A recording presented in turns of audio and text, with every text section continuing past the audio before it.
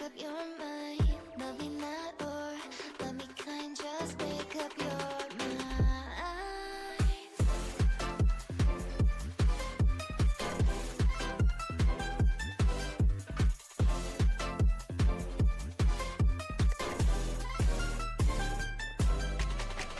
Love me not or love me kind, just wishing that you make up your mind. Love me not or love me kind, just make up your mind. Love me not or love me kind, just wishing that you make up your mind. Love me not or love me kind, just make up your mind. Love me not, love me, love me not, love me not, just make up your mind.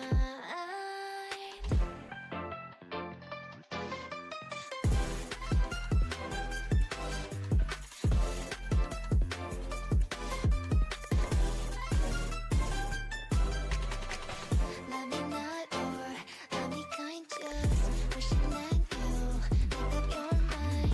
Love me not or love me kind, just make up your mind.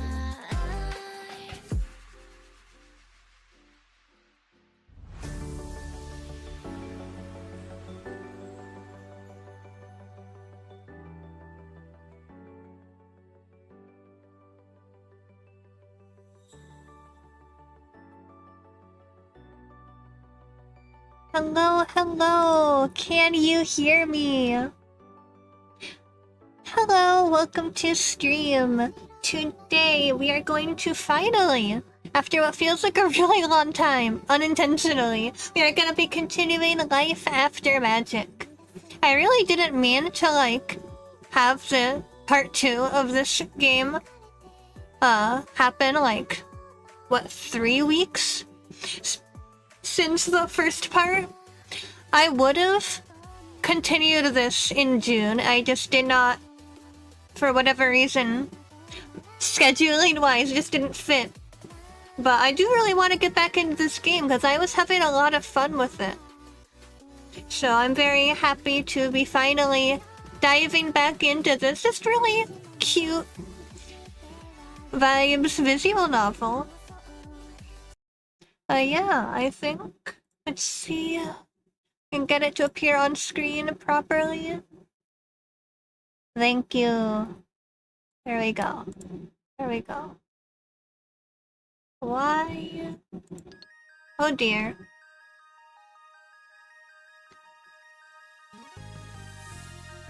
You see why it's doing that? See if I can fix it. There we go. Okay, there we go. I was scared of the black square, but it looks like you can see it now. Thank goodness. So yeah.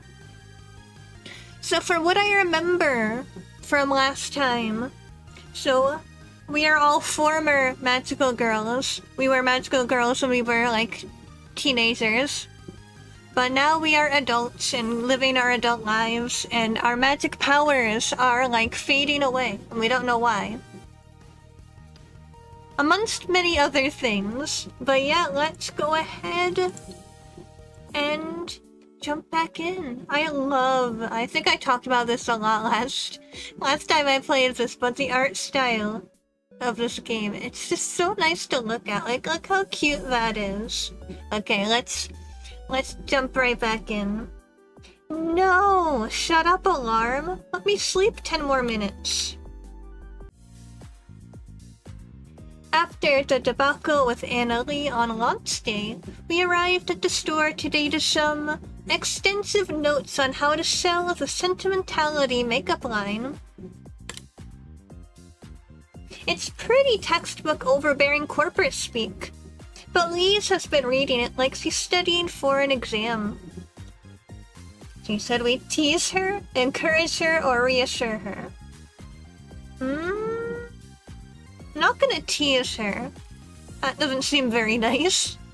I'm gonna encourage her. You're studying really hard. You're gonna hype the line so much that our first day of sales will be right through the roof. You think so? I don't know. I'm not so good at the hype. Sure you are. You hype animals all the time. Even I now know that baby koalas eat their mother's poop, and you did it in a way that made me interested in that. Well, I am still a little grossed out. I see. Fascinating new, animal fact that I didn't necessarily need to know. But when you put your mind to it, you can get people really excited about a topic. Now I'm hyped up, thank you. Yay, we made her happy. The next customers who come into the store are going to get the full Lee's Martinel Glamour Pop approved sales pitch. The door opens and chimes, signaling that said customers have arrived. Oh my, it's KJ and Miranda, coming to visit me at the store. Lee's marches right towards them before I can stop her. Oh my gosh, it's KJ and Miranda. They're like my favorite. I think they might be my favorite characters. I think. I don't know. I keep going back and forth. I think I like all of them, but I know right now, I think that I like KJ and Miranda the best. Hey Lee's, maybe the next customers are okay. Hello, valued shoppers! Welcome to Glamour Pop! Oh no. Oh no, she's getting too nervous. May I have a moment of your time to speak to you today about a product that will bring some magic back into your daily beauty routine? Wow, she really did memorize it. Lee's finally looks up from her notes and takes in Miranda and KJ. Miranda smiles warmly at her, while KJ appears to be identifying all the nearby exits. Not that you aren't already beautiful or powerful. It's a really nice hat you have on, and your tattoos are so cool. Oh my gosh, does she like Miranda? Now you ask for the customer's name. I mean, hi, what are your names? Miranda giggles a little at Lee's unabashed enthusiasm. That's my work wife's charm. Even KJ seems to be warmed by it. KJ. I'm Miranda. What's your name? I'll be your this word, why does it always trip me up? Sentinel to whisk you to your perfect makeup match. Her name is Lee's. Don't interrupt! You're already good at talking to customers. They are mine. She clears her throat and turns back to her captive audience. KJ shrugs with her shoulders at me. Yeah, back off, Bab. I wouldn't mind a little concealer. I've been working a ton, and it'll help with the bags under my eyes. I have some right here that would be perfect for you. Lee's whips out the concealer and puts it in Miranda's hand. On the contact, Lee's freezes, blushing. She won't take away her hand. Oh my gosh. Lee's?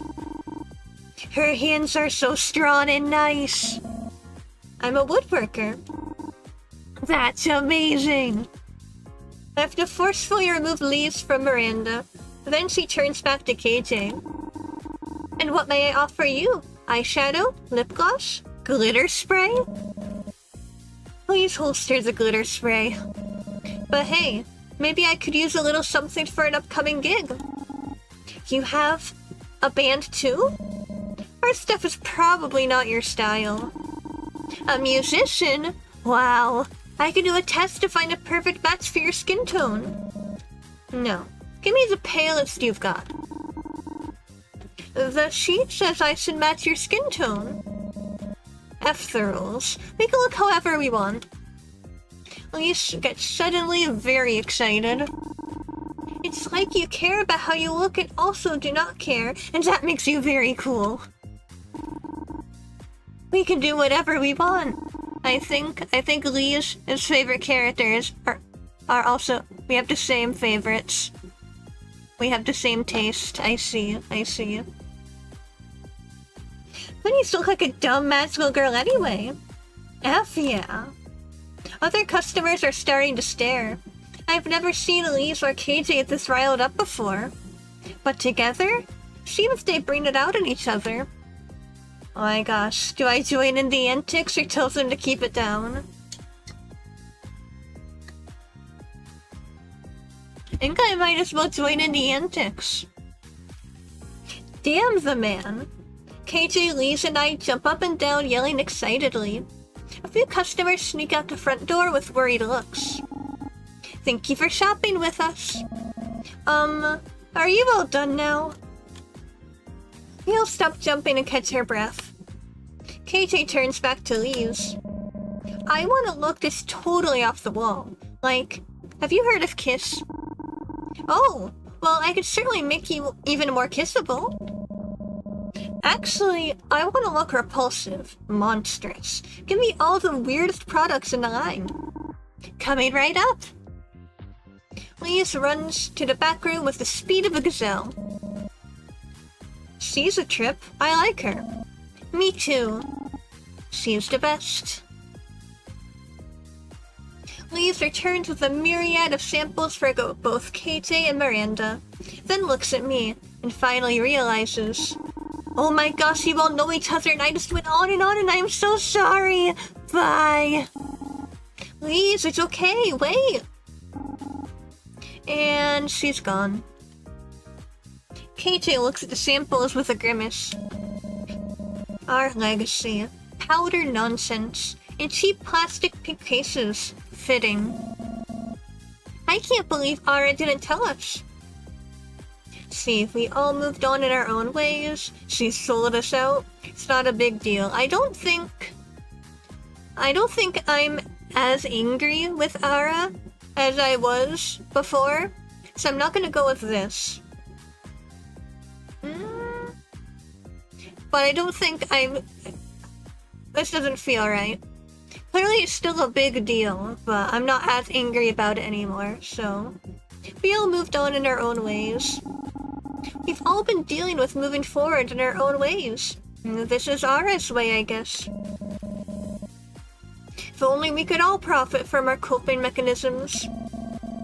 She's doing it for charity, at least. The three of us awkwardly stand quietly for a while. Do you want to try on those samples? That'd be nice. Why not? I lead them to the demonstration section with the mirror.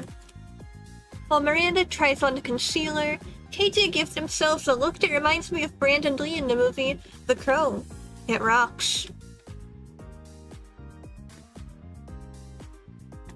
Miranda and KJ were always the quiet, dependable ones.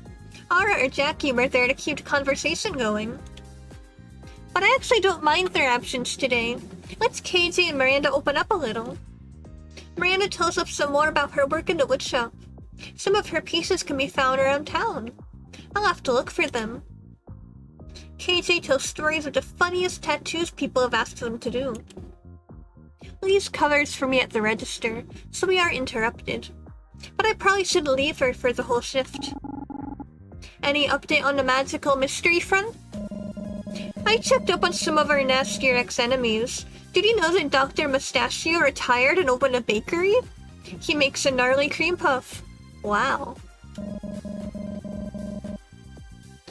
We had a nice chat about how magic was a really negative force in our lives. Nice guy. I'm sorry, I don't know why, but my first instinct when hearing the name Dr. Mustachio was Dr. Eggman, so now I'm picturing Dr. Eggman running a bakery, and it's a very enjoyable image.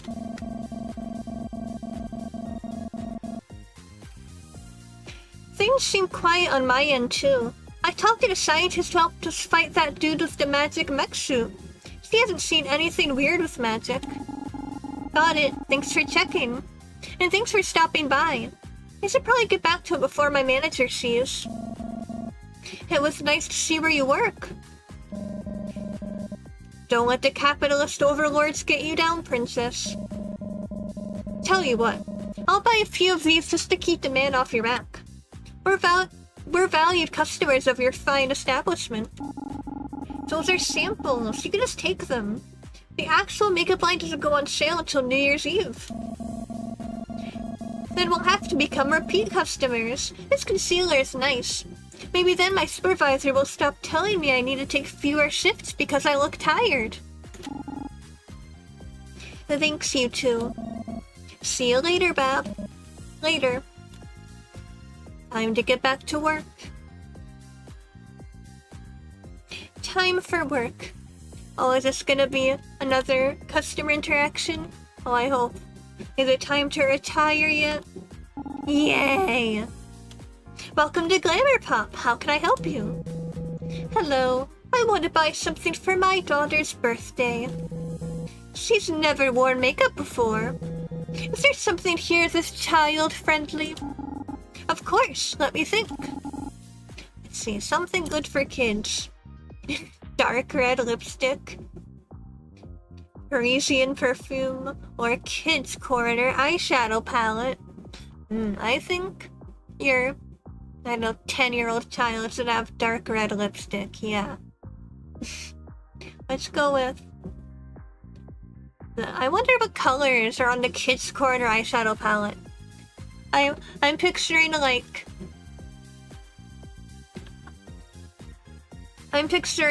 just a lot of just... I guess I have two visions.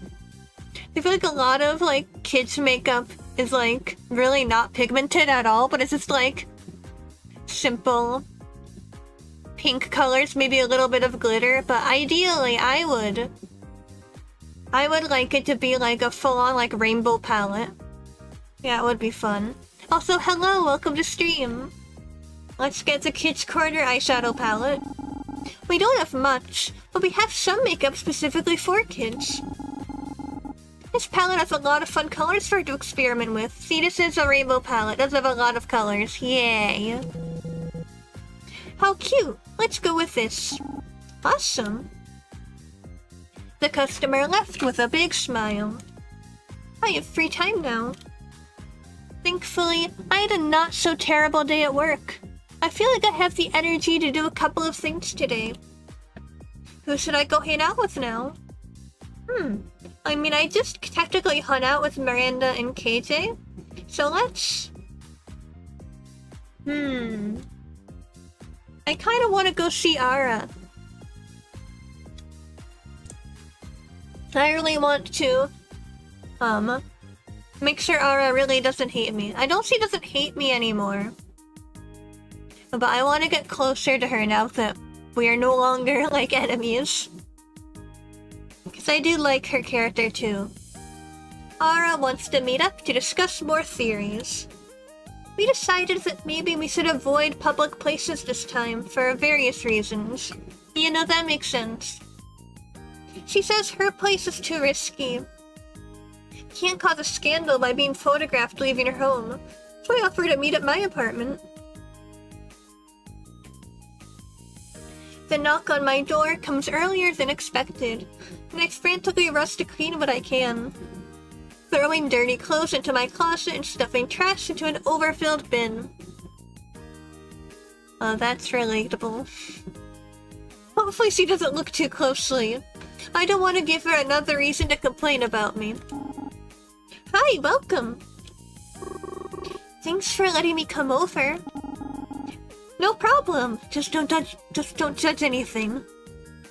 Alistair hops down from his window napping spot to welcome her. He nuzzles against Ara's palm. Hi there, Alistair. Sorry that I can't understand you right now. Meow. I try not to look too nervous as Ara glances around the apartment. I forgot how weird it can feel to have someone invading your space, even if they were invited. Which room is yours?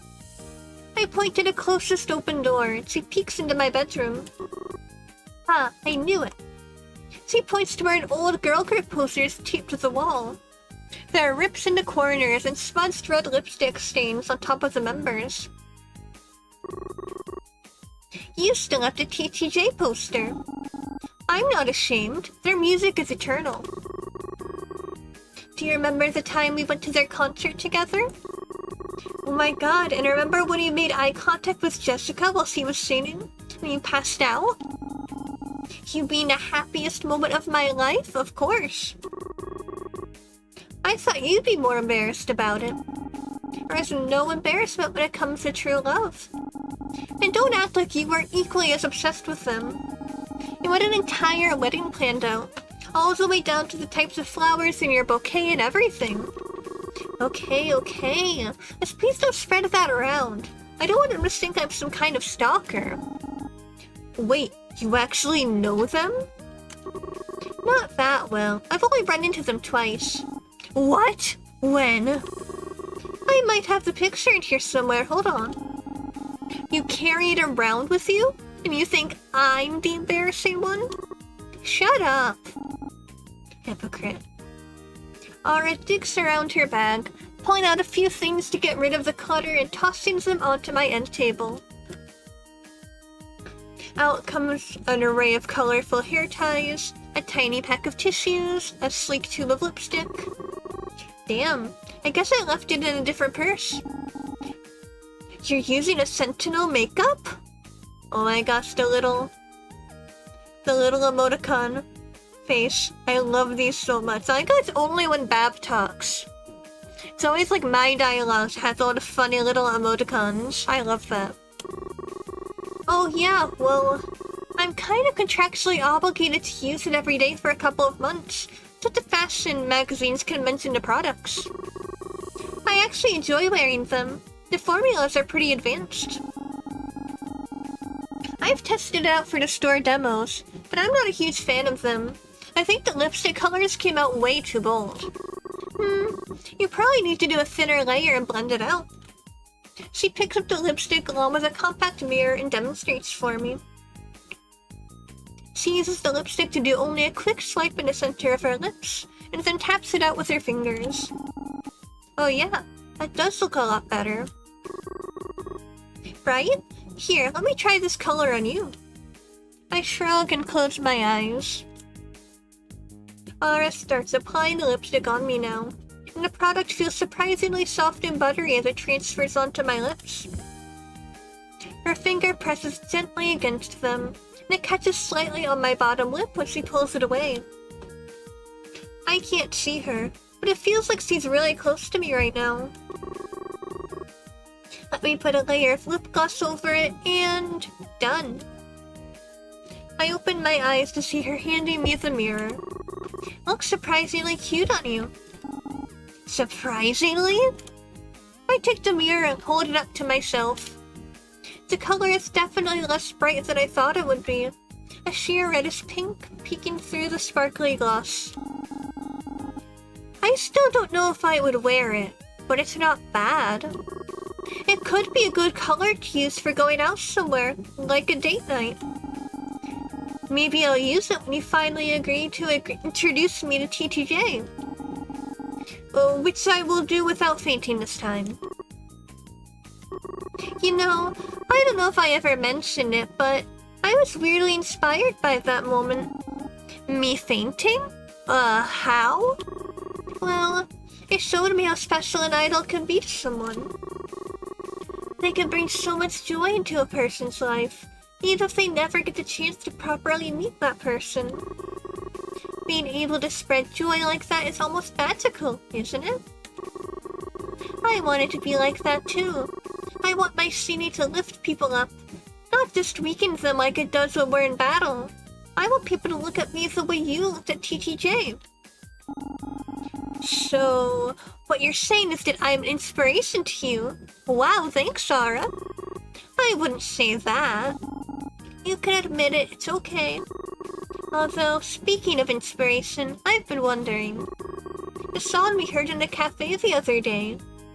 Do you know what it's about? Eternal Rain?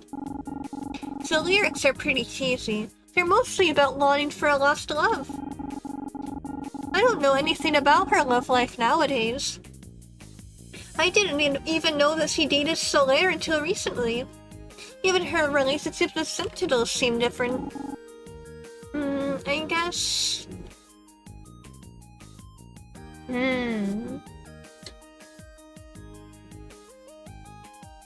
I doubt it's about Solaire. And I also don't think it's about KJ. But I'm starting to get a vibe. I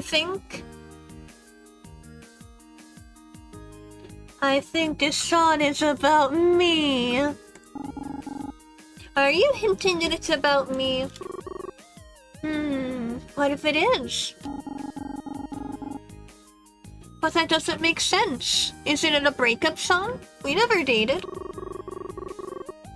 Ouch, Bab. I can't believe our relationship meant that little to you. Huh? What in the world are you talking about? Just kidding. You don't really think it's about you, do you? Although you're close. It's actually about the Sentinels. Splitting up might as well have been a breakup. It hurt more than a breakup ever has, at least. Everyone disappeared. Jackie started distancing herself from me. KJ changed so much until I didn't recognize them anymore. Then they wanted nothing to do with me. Miranda started getting too busy to hang out.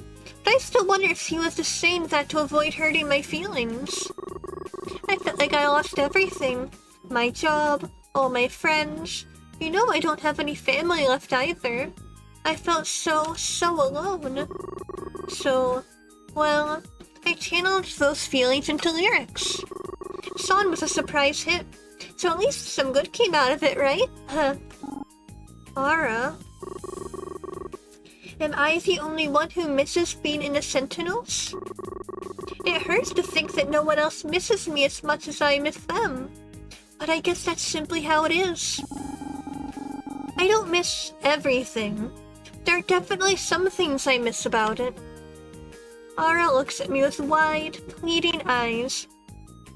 She has become the PN emoji. Did you miss me?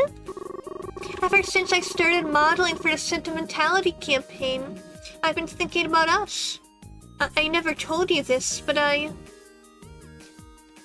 Before I can even answer, Ara closes her eyes and starts leaning towards me. Oh my gosh, I was so worried that she still didn't really want to be my friend, but actually... Whoa, this is too much. Our relationship hasn't leveled up enough for this. I think it's okay. Come on, Bab. Aw man, really? Let's just stay friends, or how about we take things a little slower? I guess I'll go with let's take things a little slower. We only just started hanging out again, and I think we should get to learn more about each other first, and I don't know if I'm ready for this type of commitment yet, and... Okay, stop, I get it. My god, I'm such an idiot. Bab, why would you do this? You've made it awkward again. I'm not even sure why I did that. She suddenly looks at me with a deadly serious expression. It was a joke. The jokiness never happened. I feel like the game is specifically rigging things against good things happening between me and Ara. Come on.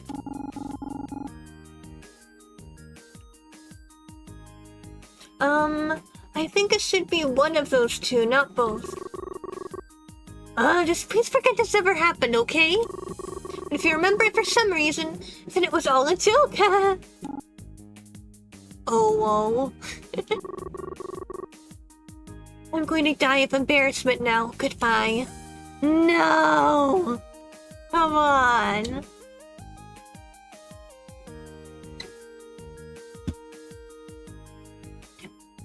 There were no good options. Why was it? Why can't Ara and I just be close? Why does Bab have to go and ruin everything? She takes off, running out of the apartment without even closing the door behind her. She didn't even bother to collect the stuff she left out. I have no idea what that was all about, but I don't think I should bring it up to her again. Oh my god. So much for discussing theories together, I guess. Who should I go hang out with now? Oh my god.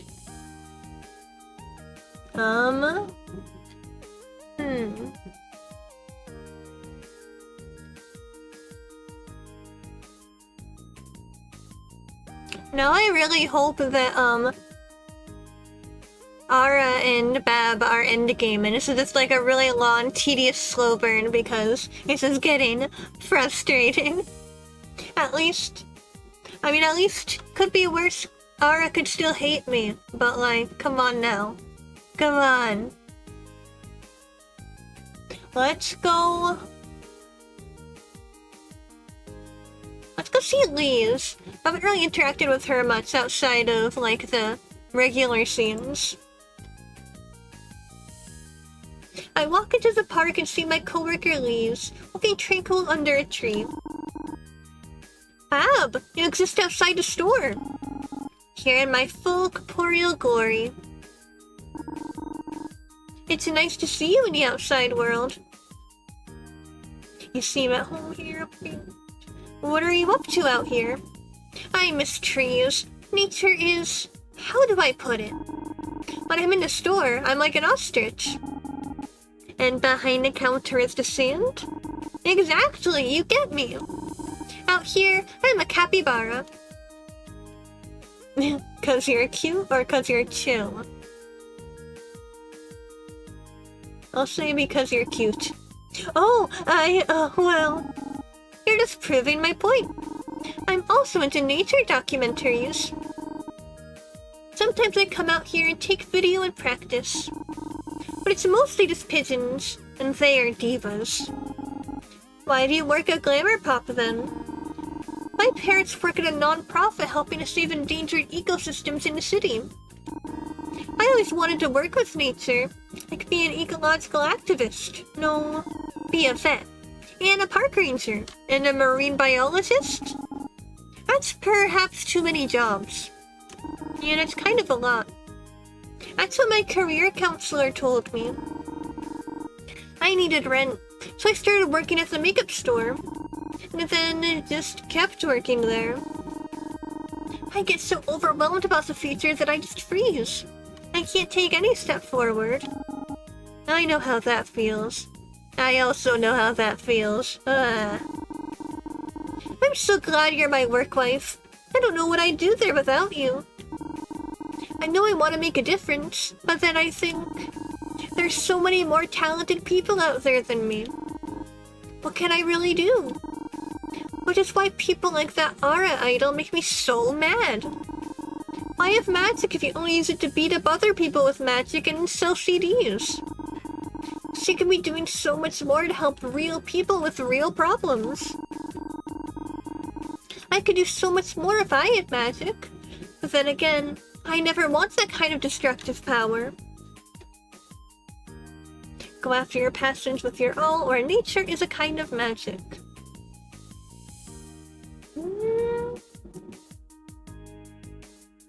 Let's go with nature is a kind of magic. You're right. Certainly feels magical to me. That's why it's worth protecting. And I don't need magic to do my part. I can figure out what that will be and avoid... Avoid what? Oh, nothing. I know you'll figure it out. You too. You're amazing. I know you'll find your way too. We chat a little longer at the park. I'm glad I came out. But then it's time to go. See you at the next shift. Definitely. Finally, time for bed. I stay up way too late reading my favorite shoujo manga. Which love interest will Minako choose? I don't know. I climb out of bed, dreading the workday ahead. It's freezing this morning, and is that snow? I haven't seen snowfall in years. Oh my gosh, it's Christmas! It's Christmas Day, oh my gosh! Alistair prods my legs sleepily. Meow. I still can't understand him, but somehow I think this is cat talk for go back to bed. Oh, right. It's Christmas! Yippee! I don't have anything special planned, so I spend the entire day watching terrible Christmas movies with Alistair. The hours fly by. Suddenly, I hear a knock at the door. Huh? Who could it be? Maybe Santa's come to visit you after all, Alistair. Alistair looks excited for a second, but plays it off. Right. I forgot I broke the news about Santa a few years ago to him. Aww. Alistair believed in Santa. That's so cute. I run over to the front door and open it to see. Miranda? It's Miranda! Miranda is standing outside the door, chattering her teeth and hugging her arm warmers. That's not really a good outfit to be wearing in the snow. Like, what is she doing? Put on a coat! Hey, Bab. Glad to see you're home. I was worried about showing up unprompted. No worries. Do you want to come in? You look cold. I'm fine. I'm visiting my parents nearby anyways. I just wanted to give you this. Miranda hands me a small package wrapped with recycled newspaper and twine. A Christmas present. Sorry. It's not super fancy or anything. I just made it on a whim when I was thinking about you. Anyways, catch you later. She walks off briskly. Miranda. Did she forget about the jacket tied around her waist? I laugh a little. Miranda's usually so observant, but I guess even she can be forgetful sometimes. I unwrap Miranda's gift to find a small wooden figurine. It's a highly detailed carving of Princess Sentinel Starlight. She even got my signature pigtails from back then in. That must have been a challenge. Aw, that's really sweet. It is awesome. Way better than any corporate merch to Sentinels. I hope she made one of all of them and gave them out as gifts. That would be adorable. I'm going to treasure it.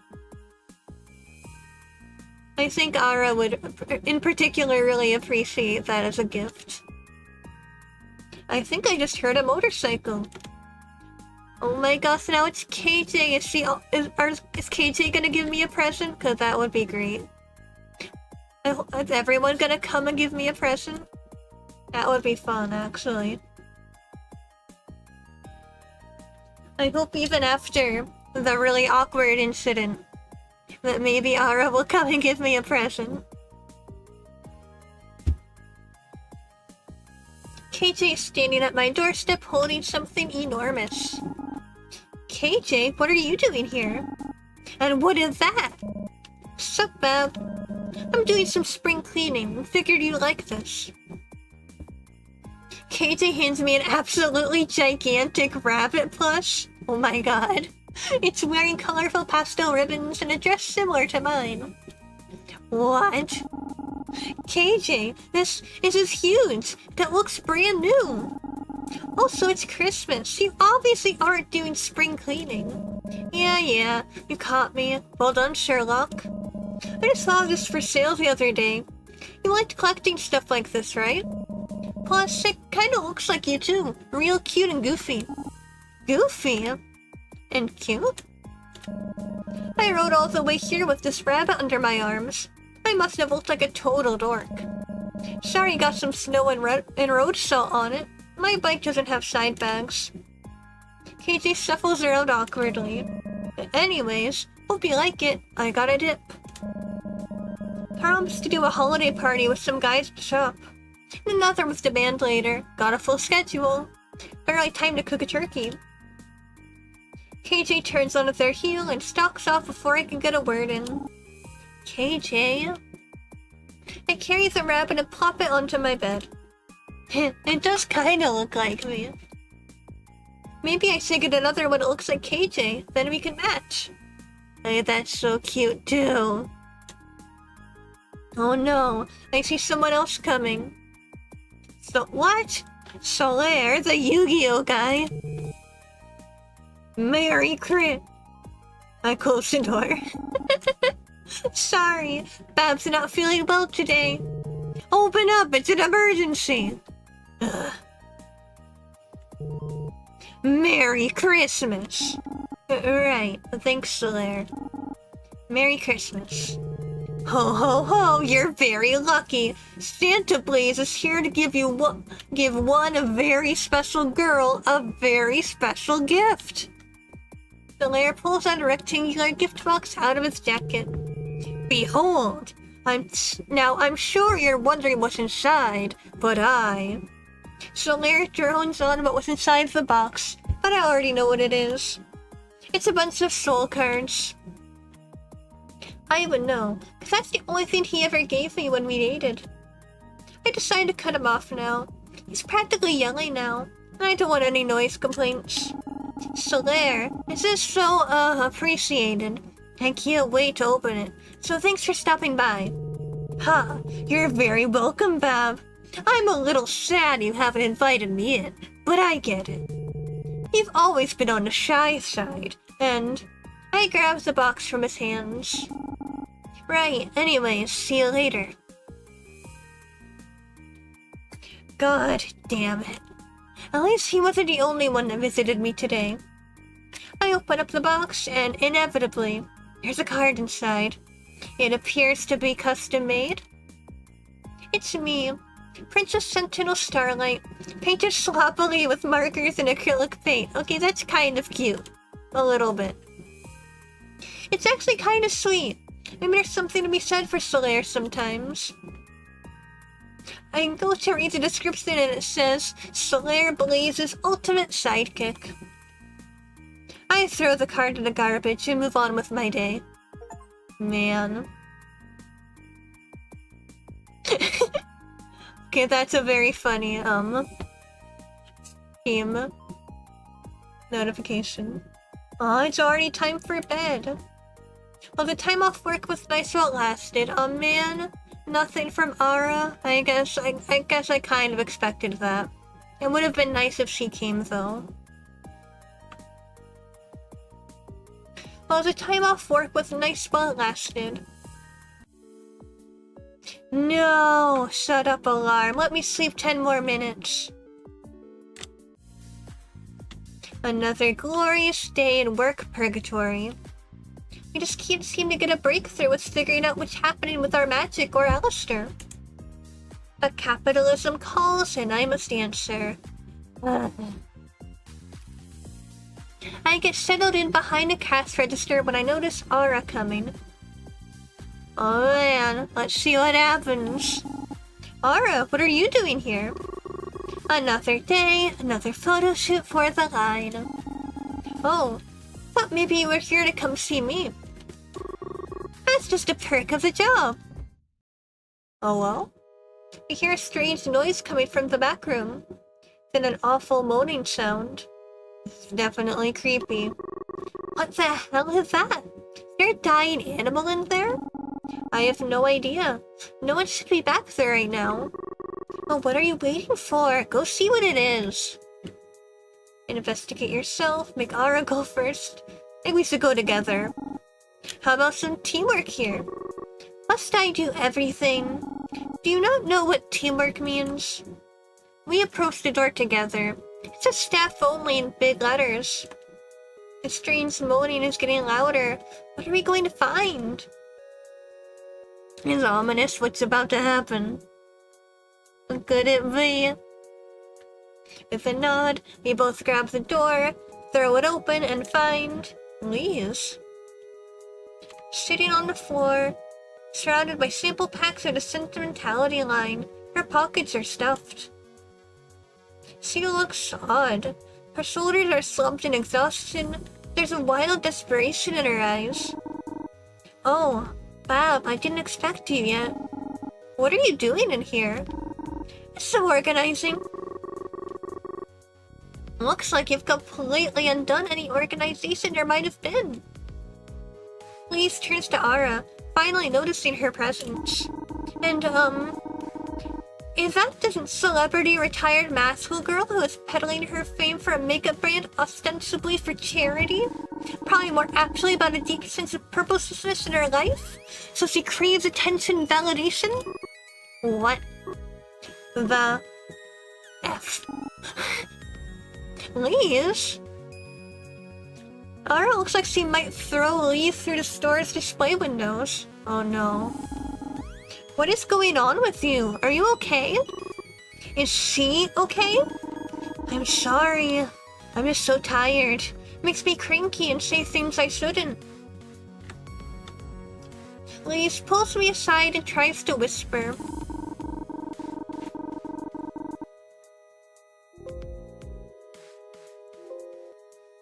You should be careful around her. Magical girls, I don't think they care what happens to us regular people sometimes, and she seems scary.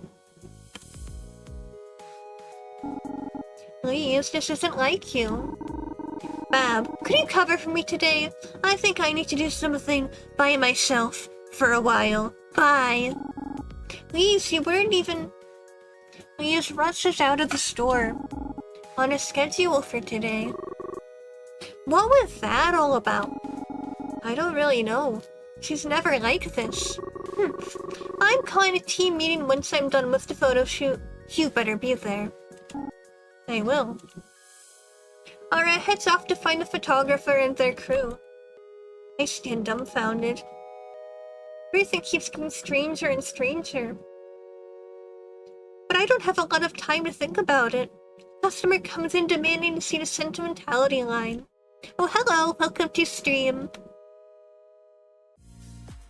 Time for work. I have to listen to the manager talk about us being a family one more time. But yay, customer time. Welcome to Glamour Pop. I'm a bit tired today. Oh no. Oh, is everything alright? I'm unlovable. I'll never recover from this divorce. Whoa, ma'am. What's going on? I threw my diamond ring in the trash. It's really over this time.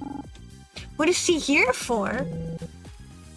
Oh my gosh. She's bawling. Is there anything I can do? I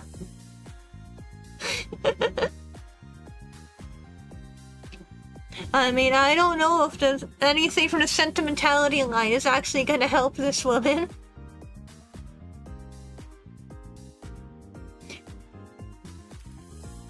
Can I call somebody for you?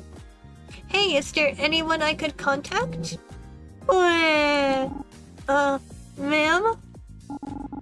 Well, I don't know if that would have worked out positively, regardless of what option I chose, so I guess that's okay. She ran out of the store in tears. I have free time now. Too bad work sucked. I can rally myself to do one thing today, but then I want to go home and rest. Who should I go hang out with now? Let's see. I haven't seen Jackie yet. So let's go see what she is up to. After getting home, I thought I would give Jackie a call. Maybe she wouldn't mind hanging out tonight. Just as I'm getting ready to settle down to make the call, the phone starts to ring. Hello? Hey, Bab. Jackie? You know it, hun. How are you? Good. Just got back from work. Yeah? How was it? Busy. You wouldn't believe the messes the holidays give me. I'm just glad to be out of work. It's funny. I was just about to call you, but you beat me to it. No kidding? Miss me that much? Hey, you called me first. I'm pretty sure that means you miss me more. Says the hard-working woman calling me as soon as they get home from a rough day at work. But you're right, maybe I do. Oh, well. Can you blame a girl? We have years of catching up to do, and so far I've had to share our time together with others. True. Between Layla, the rest of the Sentinels, and even Anna Lee, there hasn't been much time at all shared between just us. So how about it? Do you want to go out tonight, just you and me? Even over the phone, I could practically feel Jackie's warm smile. Or at least that's what I wanted to believe. When she speaks this softly, I'm too used to seeing that honest and pure grin. Yeah, of course. Do you have a place in mind? I know just a place. You might want to bring a jacket. Jackie wanted to meet up a little later into the night. Gives me plenty of time to freshen up, eat, and feed Alistair. Reapplying my makeup was a bit of a chore with Alistair fighting for my attention. I can't understand what he's saying anymore. It's pretty clear he wants to come with me. Unfortunately for him, I did not want it to interrupt us tonight. With a well-timed toss of his favorite toy to distract him, I slipped away into the night. Soon enough, I made it to where we were supposed to meet for the night. The park, of course.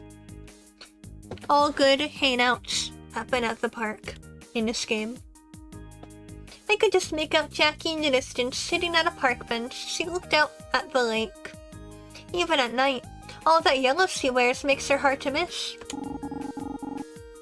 The park again, huh? You sure do love this place. Jackie turned to me and smiled softly. Maybe it was more wistfully? More than you know. I see you forgot your jacket. You weren't hoping to sneak into my flannel again like old times, were you? Aw heck, I really did forget. Did I honestly not realize how chilly it was getting until now? Oh well, are you offering? Jackie raises a bundle of flannel I just noticed she was keeping at her side. I had a feeling, so I keep prepared. You're a lifesaver, Jackie. I picked up the flannel and held it out so I could figure out where it began and ended. Even in the dark, I could tell it was more used than her current one. There was something nostalgic and comforting about it. I wonder if it had Jackie's scent? No, do not smell it. Don't make this weird. I slipped the flannel on and started to feel warmer already. Better? I nodded my head and moved to circle the bench so I could take my place at her side. So, why the park?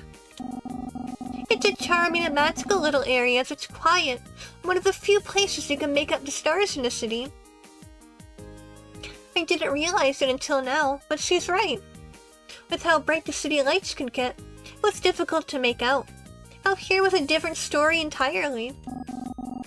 KJ and I have been coming here for years. It's a special spot for us to either talk or just be alone with our thoughts. I thought it would be nice to share it with someone else. You two always were close. Nothing's really changed, has it? Well, with the exception of a few tattoos between friends, sure. But overall, nah. We may not get to hang out as much as we did in high school. We make up for it. Wait, do you have tattoos? Jackie smiles, but doesn't answer. You do, don't you? Where? Can I see it? Nope. Why not? Again with the funny little emoticon. Because maybe I feel like it's my turn to cheese. Not fair. Haha, sorry hun. I really don't show these to just anyone. Oh? What's that supposed to mean? I'm looking closer at Jackie for just the slightest bit of ink that I may have missed before, but nothing shows. Was the flannel in the way, or... You do know that my eyes are up here, right? By all means, stare all you want. You're not gonna find anything like that. Fine. Jackie pulls herself off the bench and stretches. I can't help but watch her closely for a tattoo to slip up, but there was no such luck. It's too nice a night to waste sitting down. Wanna go for a walk? Sure. Show me what the big deal is. The two of us walk the moonlit trail together with twinkling stars to guide us. She shows me the path she normally takes, and on the way we start to talk more. For the next hour, Jackie asks me questions and listens to me chat away about every little thing I can think of. I start talking about the difficulties the customers give me, and the messes I have to deal with. I go on and on about my work-life leave and our shenanigans. There were more than a few times Jackie was nearly in tears overhearing Lisa's unique logic and the wild animal facts that she brings up at random.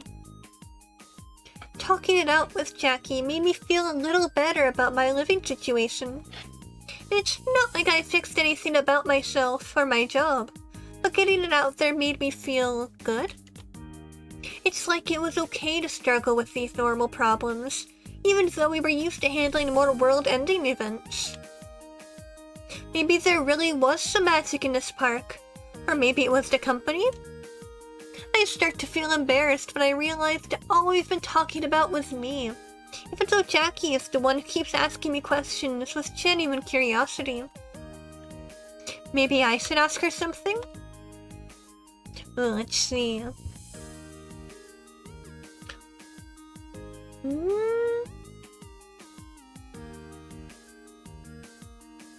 What are your goals? You know, I keep complaining about the direction of my life is going.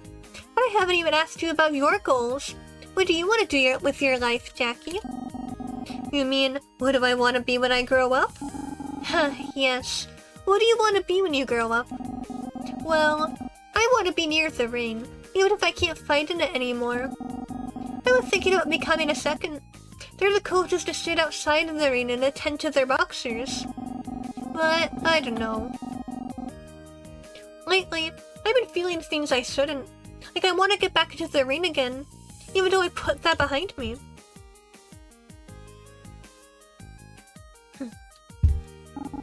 Is there any way you could? It wouldn't be a good idea. Boxers live short careers, and having a history as a magical girl has only shortened that window more. I think I could seriously injure myself if I'm not at 100%. And you're sure there's nothing my magic can do about it? You know, even if it was working in full again? Oh, I appreciate the sentiment, but no, hun. I might be able to muscle past the soreness, but your magic doesn't help with the trauma. Hey, don't look so glum. I couldn't even get this far if it weren't for you, but that's just how life is. You know, my Tio also wanted to go pro a long time ago, but his eyes were pretty bad back then too. He's happy settling for the golden glove. I'm sure I'll find what's right for me. Martinez's know how to roll with the punches.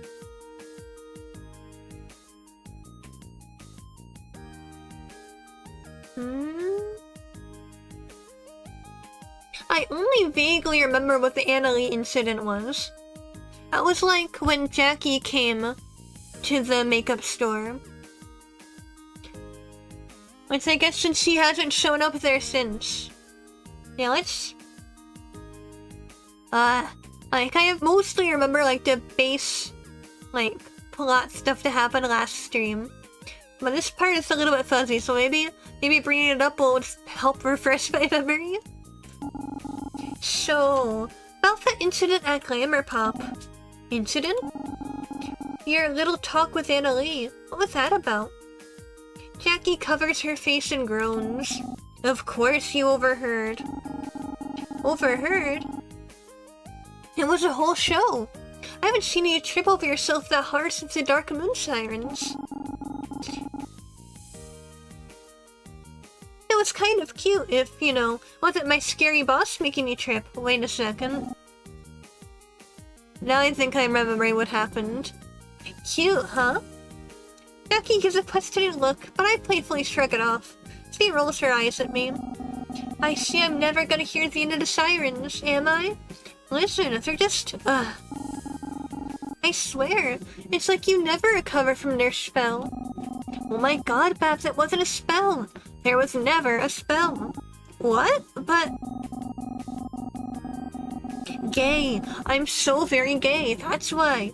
When a gorgeous villainess looks down on you, I don't know how any of you could look them back in the eyes without getting lost in theirs. Wait, are you serious? I know you're sapphic as hell, but this is ridiculous, Jackie. Why Annalie? She reminds me of them, okay? Big scary CEO lady with that authoritative voice. Okay. Jackie refuses to look at me, but even under the dim light of stars, I can see how flustered she is. Come to think of it, staring this close at her, I realize... You're actually wearing the makeup right now, aren't you? Yeah? I mean, I'm meeting with an old friend today in a place where I finally won't be sweating from workout. That sounds appropriate, don't you think? Oh, of course. Definitely not because Annalie told you to, and you folded to her like paper. I'm sure your old friend would appreciate your makeup efforts in the dark of night, where she can barely see it. Jackie turns further away from me to hide her face, but I can still make out how embarrassed she is. The silly grin she tries to hide is all the proof I need to know I hit the mark. She continues to avoid me, and instead of talking, she gently nudges me away with her elbow. You've got some wild taste, Jackie. Nuh-uh. I know I did not just hear you poking fun at my tastes. Could you repeat that for me, little Miss Starblaze? I instantly regret touching that nerve. Starblaze is a dumb name that I came up with for my relationship with Solaire, back when I was young and naive. Oh, okay, that's fair. I'll admit I didn't know what I wanted back then, but thanks to Solaire, I now know at least some things that I don't want in my romantic life anymore. Yeah? And what would that be? Men. Atta girl. I knew flannel looked great on you. You might have good taste after all.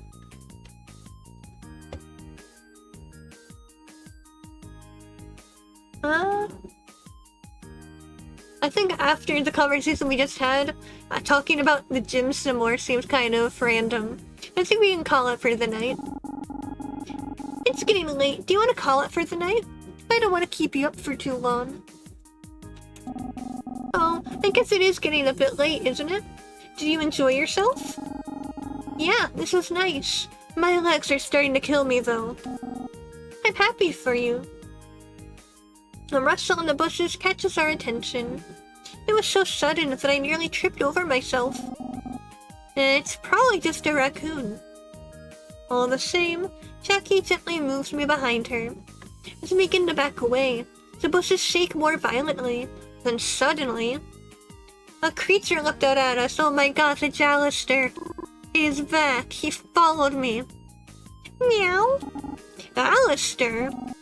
Little dude? Meow. What are you doing here? Meow. Alright, can't talk. Oh, he must have missed you. Come here, little guy. Jackie picks up Alistair and holds him close. He purrs and nestles himself in her arms, looking a little bit too comfortable. Or maybe he misses you. Hiss. Nay, don't hiss at me. Poor thing must have been looking everywhere for us. How do you even find us, buddy? Meow! Of course. Well, now I really need to get home. For all I know, you left something unlocked again. How did he even figure out locks? You want me to walk you home? I appreciate it, but my walk is a lot longer than yours, and I know you like waking up early. I go to pick Alistair up and stop when I remember something. Oh right, this is your flannel. Here. Keep it. Looks good on you. Are you sure? Jackie smiles and puts Alistair in my arms. It's a chilly walk back and, well, every lady lover needs a good flannel, right? Thank you, Jackie. It's so sweet of you. Don't worry about it. I'll catch you too soon. Jackie waves off and we both go our separate ways. Alistair looks particularly grumpy, having missed out on the whole thing. But he'll be getting an earful when we finally make it home.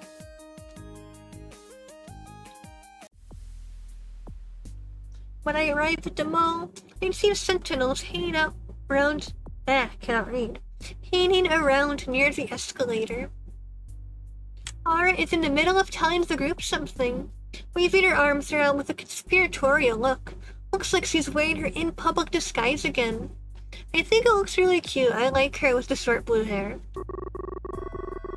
I've been watching this person for the past few days. I think I found who we're looking for. It's Liz. Ara, what are you saying? My work wife? You saw how weird she was acting this morning. Do you really think that's not suspicious? Come on, even you aren't that dense. I mean, personally, I'm getting weird vibes from Liz a little bit. Like, I don't know if I think Liz is a villain, necessarily. But she clearly does not like magical girls at all. I don't know. I feel like in character though, I think Bab would not believe it at all. But she's always that weird. It's her charming quality. I've known Lise a lot longer than you have. I think I would have noticed if she's an evil villain. My work wife would never betray me like that. That might be part of her plan. But she knows you were the leader of the Sentinels. She wanted to gain your trust so you wouldn't suspect her. Remember the Dark Moon Sirens? They took one look at Jackie. Is she gonna do anything but stare at them? So pretty. Although I'm not sure if they actually did something to Jackie, or if she's just, easily distracted. What if Lise was trying to manipulate you too? Anyone that cute must be suspicious. She is cute. At least, I've heard that. I've heard as much. Right, Miranda? Oh man. I think Lise and Miranda like each other. You suspect someone based solely on how cute they are? That's obviously not the only reason. Ab and I are the only ones whose magic is being affected the most. And we've been around Lise the store more than anyone else.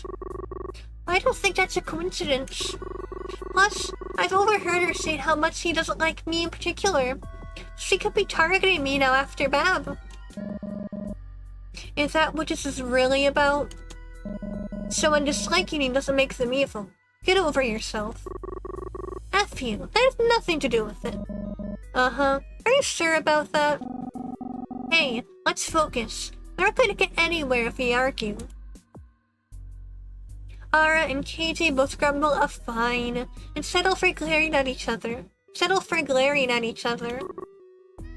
Anyways, until someone has another lead, I think we should investigate Lise.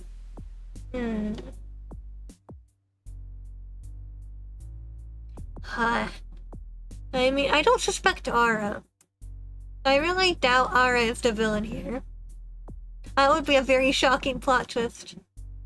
I just don't get that vibe. I mean, I don't think investigating Lise would hurt. As long as I'm subtle about it, I don't know, is Bab gonna mess it up somehow and make Lise hate me? I don't know.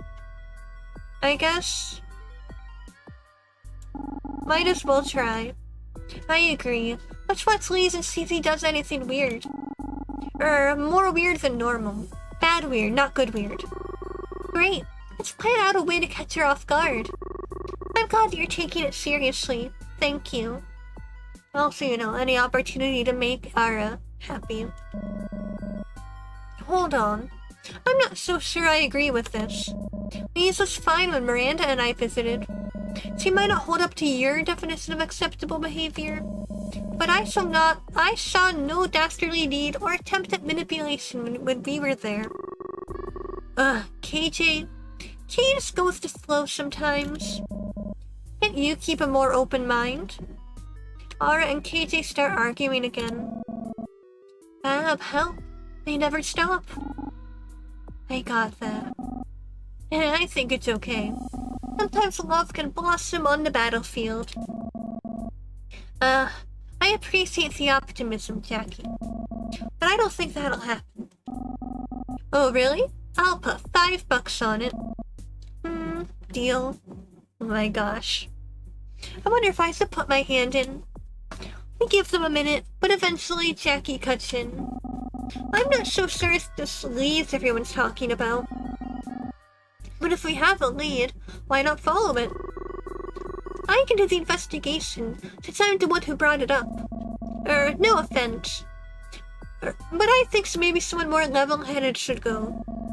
You might have some bias that accidentally comes through. And that includes you too, KJ. Fair enough. I'll tag along. If anything goes awry, I'll protect you, Bab. Well, that sounds fine to me. I haven't even met Lise yet. I think I should take someone along who recognizes her mannerisms a little better. Someone observant. What about you, Miranda?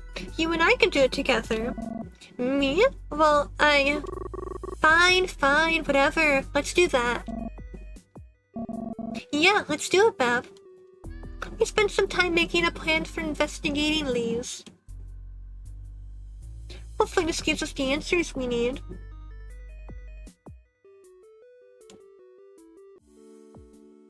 Finally, time for bed. Alistair curls up in bed with me and falls asleep on his side. He always hogs the mattress. But when do I finally get to sleep in? Miranda and I caught up with Lee's just as she left her house this morning. She has her camcorder with her and a bag full of stuff. We stayed far back and follow her as she makes her way a couple of blocks from her place to the park. Miranda and I jump behind a tree to observe. What could she be doing here? I mean, I don't think Lee's being in the park is that weird. I mean, she openly says she likes going to the park and she likes animals and nature. So far, nothing out of the ordinary. I'm keeping an eye on what's in that bag. Miranda is right. Felice has plopped herself down amongst the trees and upends her bag. Out of it spills tons of sentimentality line makeup. That's a bit weird. That's a lot of makeup. Typical. I make one friend outside of all the magical craziness. She turns out to be a vain villainess. Well, we don't know yet. We have to see what she does with it. Wait, what is she doing with it? Leaves dons the makeup in her way. It's all over her face like a kid playing dress-up imagination. Trust me, this is not yet out of the ordinary. Oh, well, it's kind of cute. She's always immersed to the beat of her own drum. I like that about her. What has she been saying lately about magical girls? Has she ever told you why she feels that way? Huh, she hasn't. Maybe there's something she's experienced that you don't know about. It can be hard to talk about the pains of our past sometimes. I don't exactly look back all rosy in our fighting days, but I'm not turning evil all of a sudden. You're right. Let's give her a chance to do whatever it is she's doing. Oh, she looks cute. I like how she did her makeup. Liz has her camcorder out and seems to be directing some pigeons about their stage walking. She is laughing, covered in makeup, filming pigeons. This is just odd. Should we just keep watching or confront her? I don't want to interrupt. I think she's just having a funky good time and I don't want to, like, make her feel awkward. I don't know. Like, by confront, is this gonna be, like, coming up and saying hi? Or are we gonna, like, make it weird?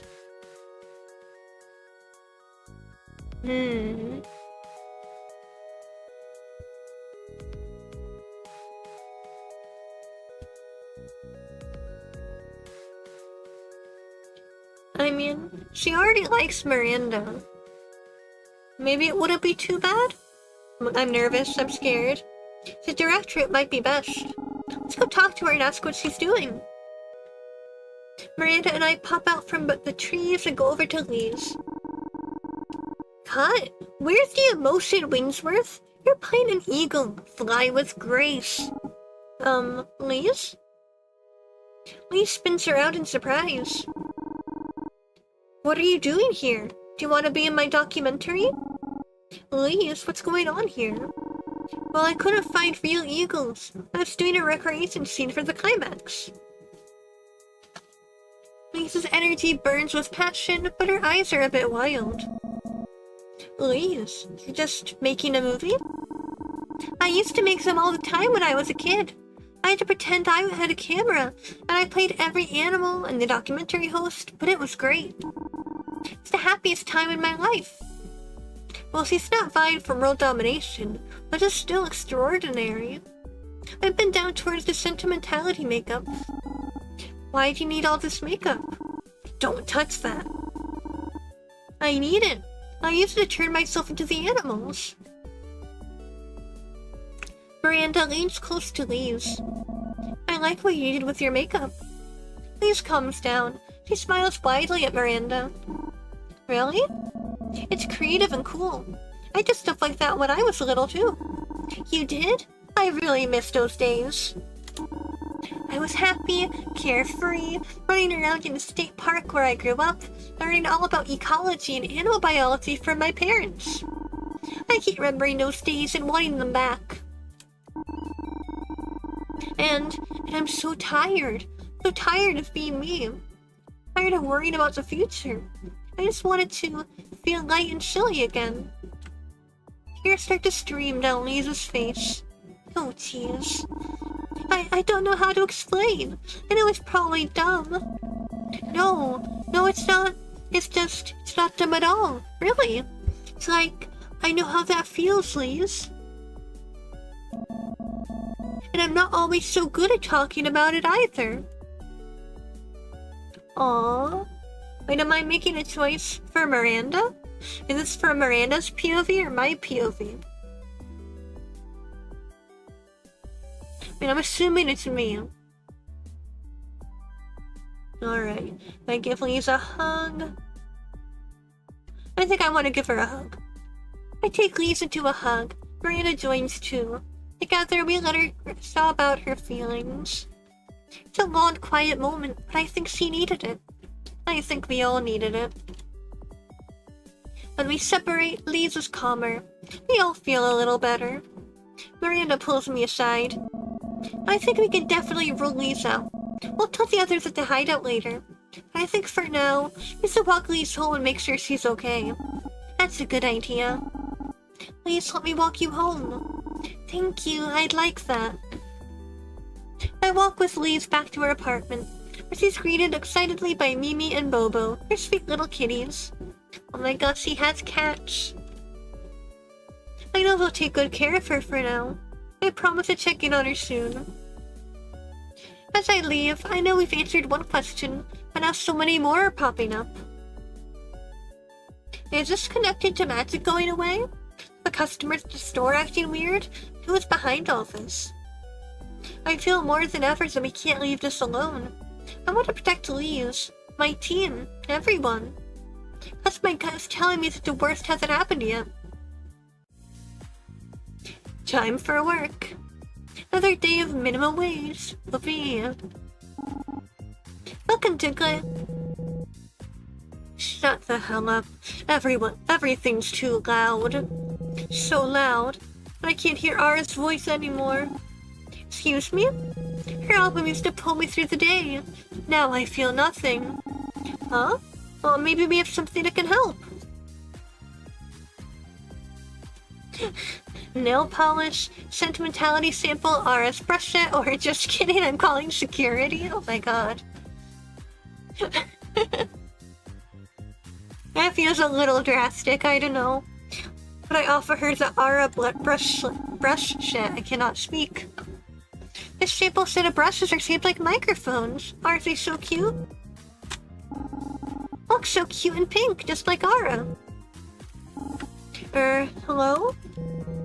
Just give it to me. I can picture it. Ara singing into these brushes. I can hear her voice again, so give it to me now. Whoa, they're super pushy now. I have free time now. Thankfully, I had a not-so-terrible day at work. I feel like I have the energy to do a couple of things today. Who should I go hang out with now?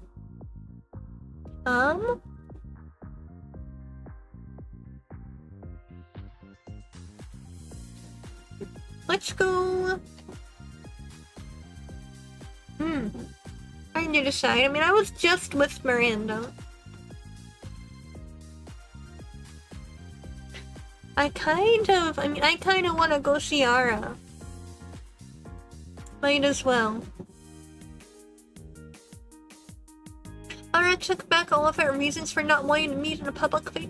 Ara took back all of her reasons for not wanting to meet in a public place before. She asked me to meet at the mall instead. I can tell she's still embarrassed about what happened last time. I don't mention that part though, because I like staying alive. She's disguised again. I'm in a crowded food court. think they're so chaotic that no one pays attention to us. For that reason, we also aren't too worried about anyone overhearing us. So what's the plan? More investigation? Yep. Let's look around together, act normal, and if anything looks suspicious, be discreet about it. My mouth is full of Auntie Amy pretzel, so I give her a double thumbs up. After we leave the food court, we visit each store one by one. In Blair's, we spend forever trying on colorful barrettes and butterfly clips, and Ara ends up buying us multiple packs of them. We even go investigate Hot Topic. But we leave when Ara keeps complaining that it reminds her too much of KJ and it's ruining her fun. Aw man. I'm having a great time. Something tells me Ara might have forgotten about the reason we're here. Come on, let's do the photo booth. Fab, don't ruin this, just have a fun time with Ara. She tugs me along, we slide into the curtained booth.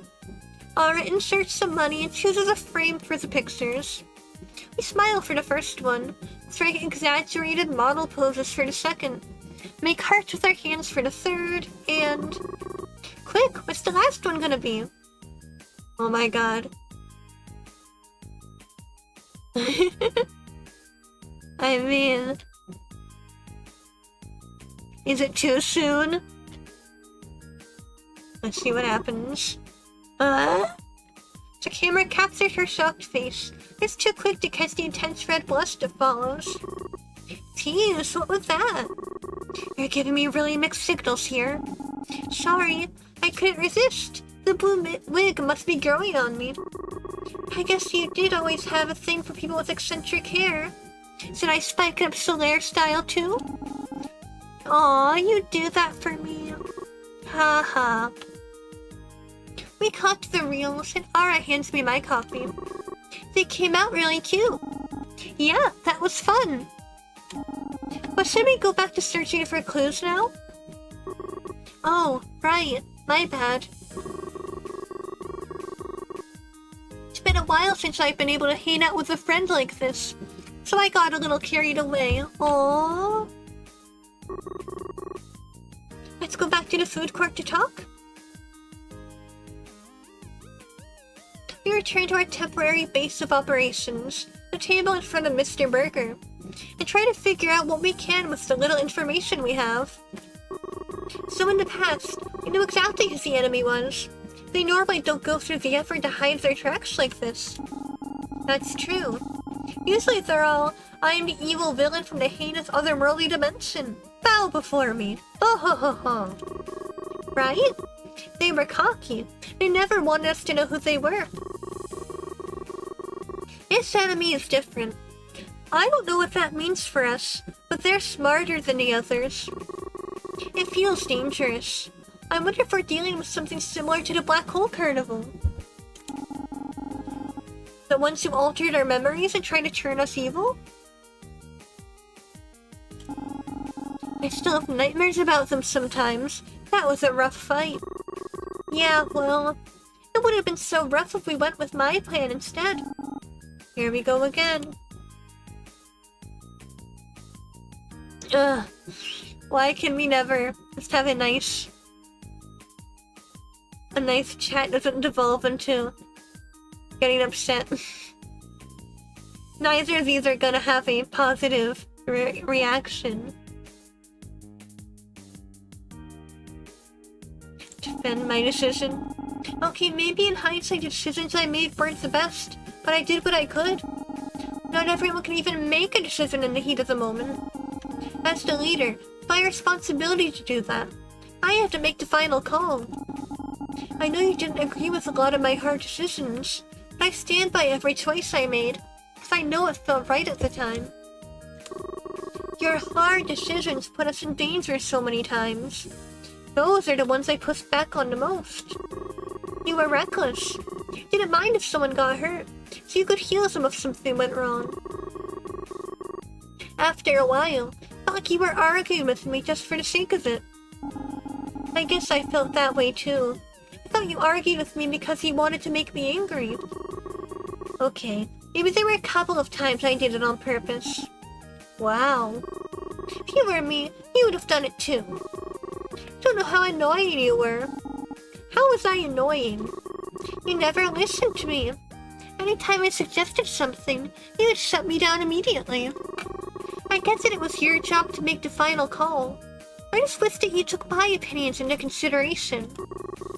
Especially when we fought in the carnival. Agree or disagree? I'm gonna agree with Ara.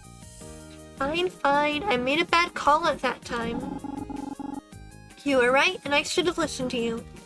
If we went with your plan, it would have saved us a lot of misery. Yeah, well, you're a few years too late. I know. Honestly, there were a lot of times I should have listened to you. Why didn't you? Pride or leadership?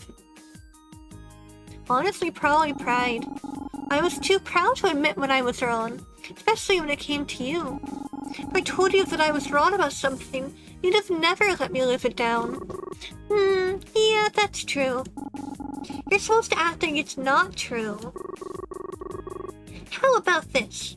I promise that I won't say I told you so. Across the table, Ara holds out her pinky to me. Promise you'll at least listen to what I have to say this time around.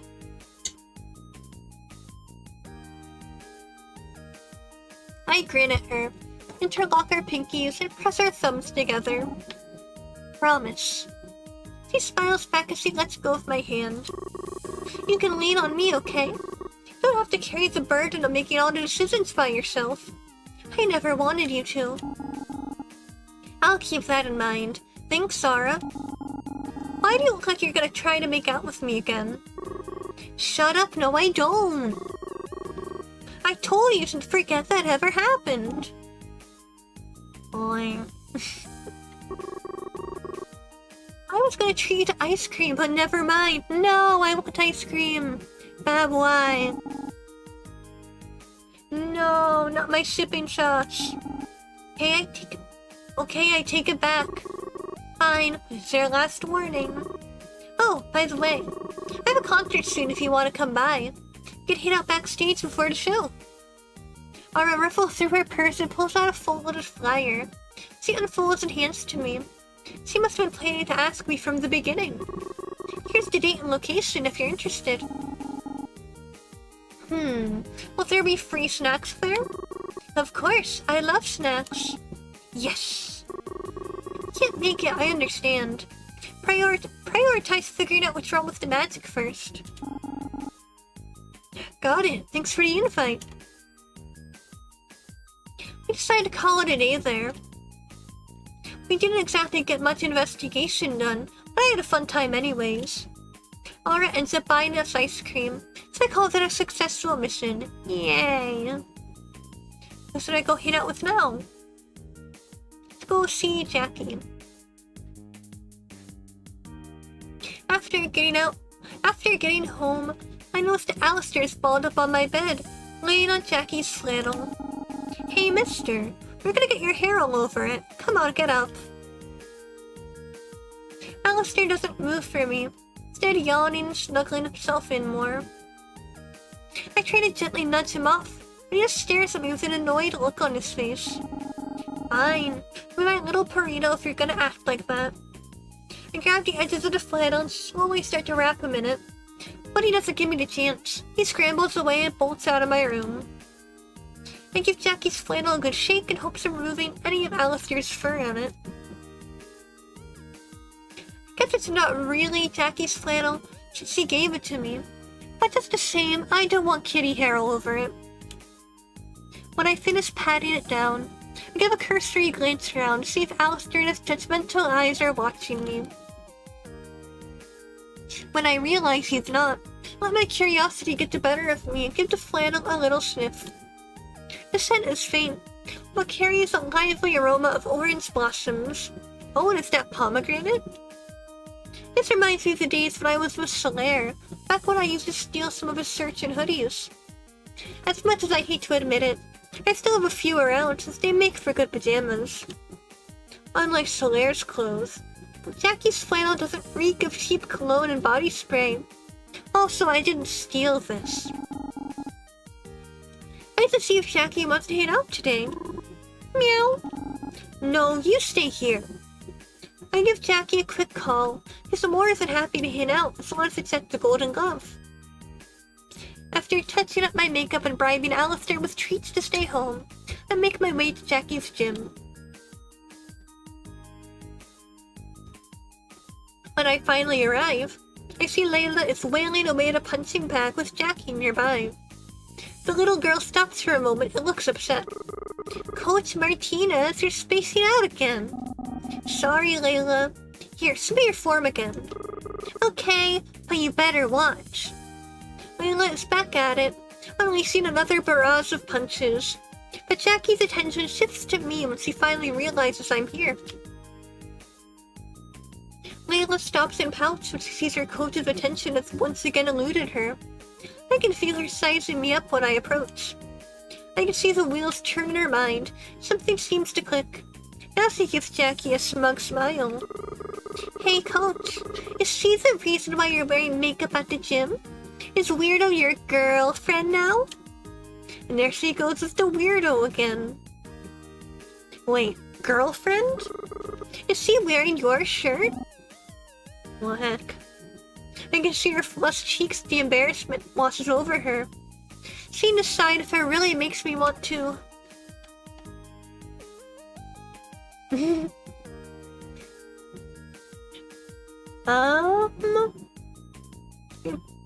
Put my arm around Jackie. As soon as I'm near Jackie, I slide my arm around her, resting my hand on her hip and gently pulling her into a side hug. Would there be a problem if I was? I assumed that Jackie would pick up what I was doing and would chime in with some corny remark to own the moment, but she says nothing. No, instead when I go to look at her, she's as flush as a tomato, and frozen in my grip with a silly grin. Is she holding her breath? I haven't seen her rhythm thrown off this badly since... Oh, Anna Lee.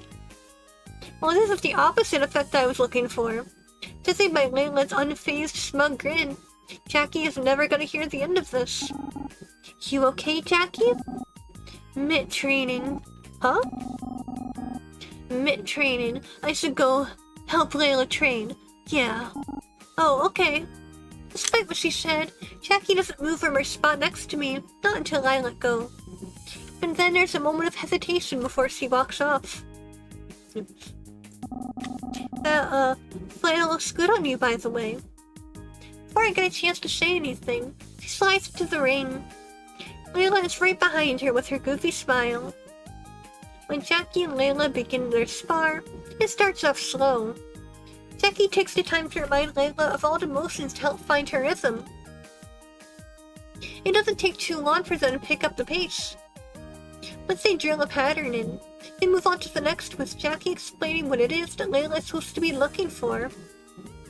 Everything looks normal at first. Layla gets the body blow she's looking for, and she dodges every one of Jackie's swings with a smooth roll to set up more punches. But something feels a bit off that I can't quite put my finger on. Layla is fine, but Jackie seems a bit sloppy. It happens after they get into a pattern. At some point, it's like Jackie is the one that gets too comfortable, starts to zone out. That's it. She's taking more hits than she needs to.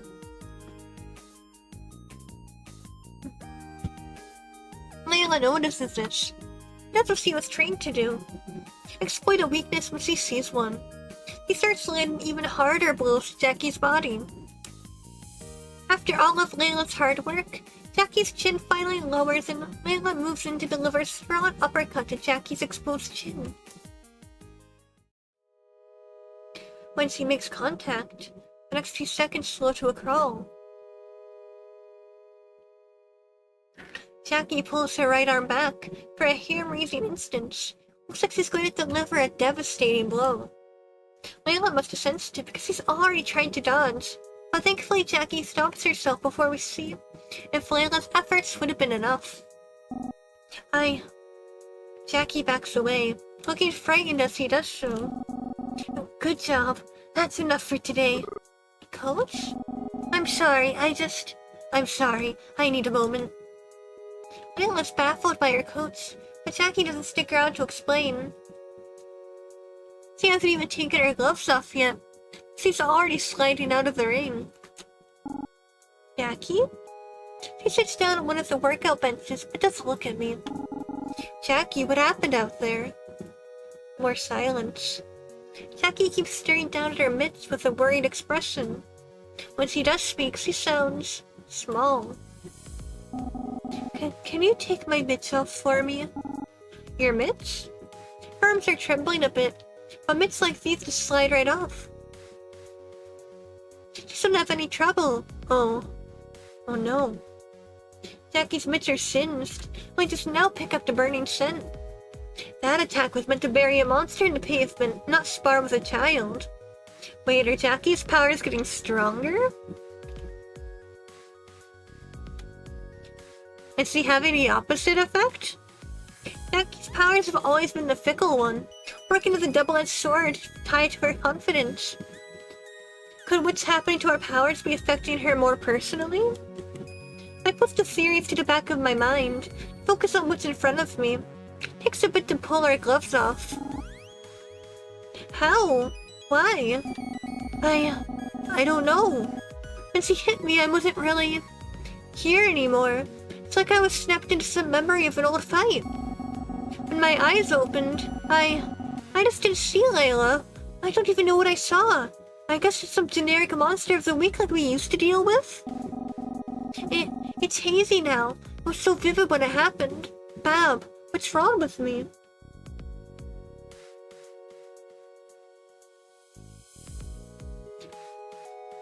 I mean, it's true she could have seriously hurt Layla, but I really don't think she would have.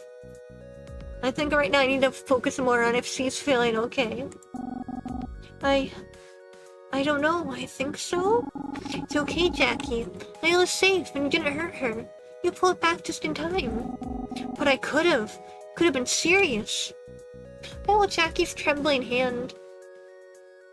It's still warm for magic, but the touch seems to calm her down some. Times like these, I'm glad I know a thing or two about anxiety.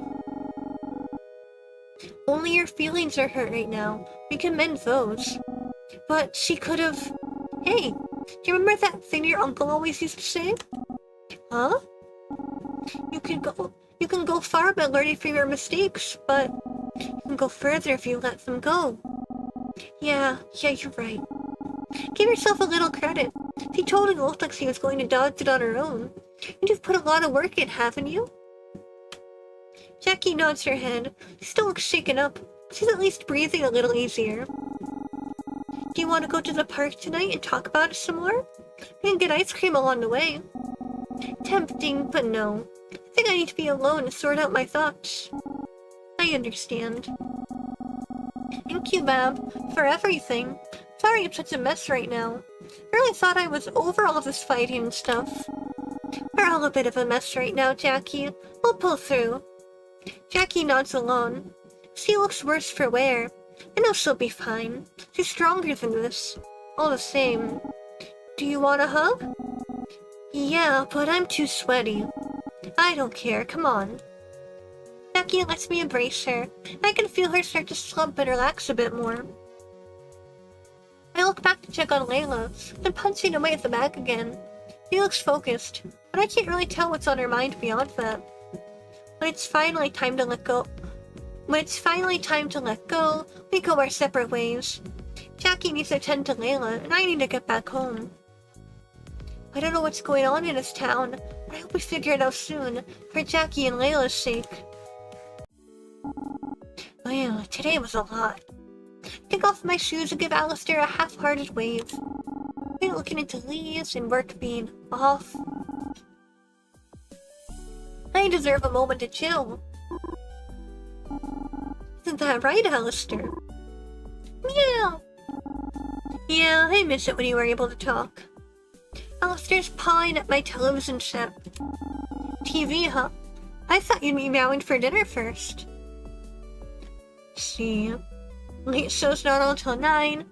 I bet you just want to watch those corny soaps again. Trying to catch a car Toonami lineup? What is car Toonami?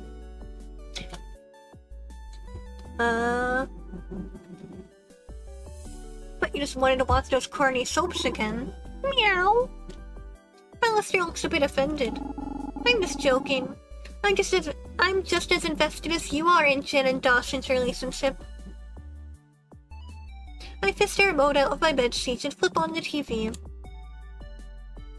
Alistair jumps up beside me, pushes his paw into the remote. He's trying to change channels. His motor skills need some work. It's adorable seeing him so determined. Channels flip by slowly until DCTV 5 News pops up on the screen. You want to watch the news? Wrestle program about former Rascal Girl squads. For decades, communities across the world have owed their peaceful lives to the work of enigmatic magical girls. The residents of Diamond Cove fondly remember the service of our now retired sentinels put into achieving peace. Alistair looks totally engrossed in the program. I guess it's nice to feel appreciated. Today, we'll look back on some exceptional magical predecessors and worked hard to keep the world safe. Petal Princesses, Fruit Fatale, and Solo Star Sweetie Honey. The program drones on about Petal Princesses, a trio of floral magical girls with purifying powers. Bonded together, they worked to put a stop to a magically enhanced automotive company that were responsible for drowning their city in smog. Black and white photos of the girls smiling towards the camera flash by on the screen. They look proud of their work. The reporter speculates on the group's whereabouts now. It's been 30 years since their last appearance. A climate-conscious group from the 60s is pretty rad. We're totally ahead of their time. I grab a half-eaten box of crackers to snack on while the program continues. Maybe I'm just hungry, but I'm more tired than usual after work. Next up, Fruit Fatale. A bold, colorful group active in the late 70s. Stay tuned to learn about the group's tragic end. Alistair's curled up into a ball on my lap. Apparently Fruit Fatale was led by Strawberry Sayori, a pink-themed magical girl with the ability to float. She was backed by 3 other fruit-themed girls. Muscat Marina boasted ability-enhancing capabilities. According to the program, she paired well with another member named Banana Brie. The 4th member, Avocado Anna, could absorb magical power from the enemy. I'm almost done with my stack of crackers, not helping much with the energy levels.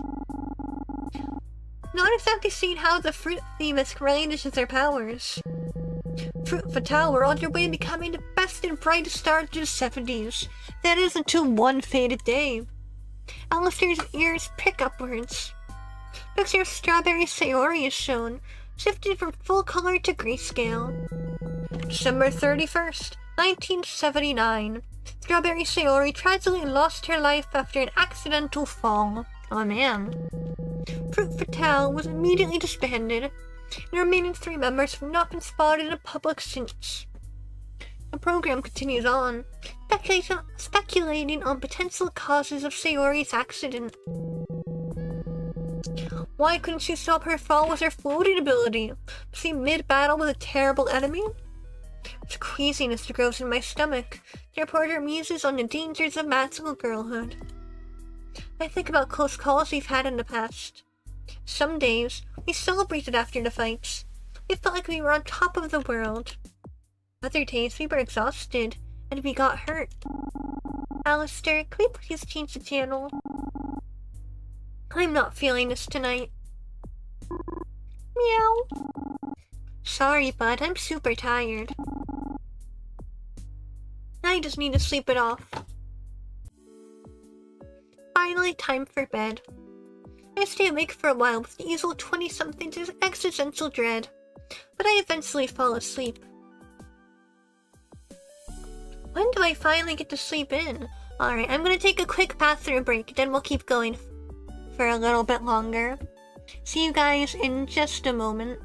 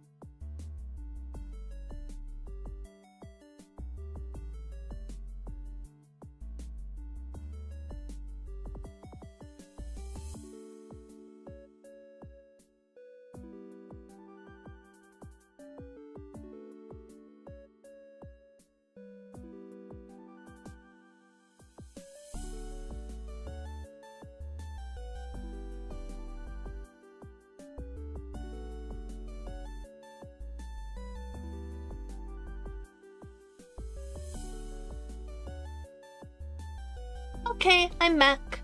Let us keep going. When do I finally get to sleep in? Oh no, I overslept and now I'm late for work. Oh no. Time for work. Another day of minimum wage. Whoopee. Welcome to Glamour Pop. We're diving right into customer interactions, I see. Huh?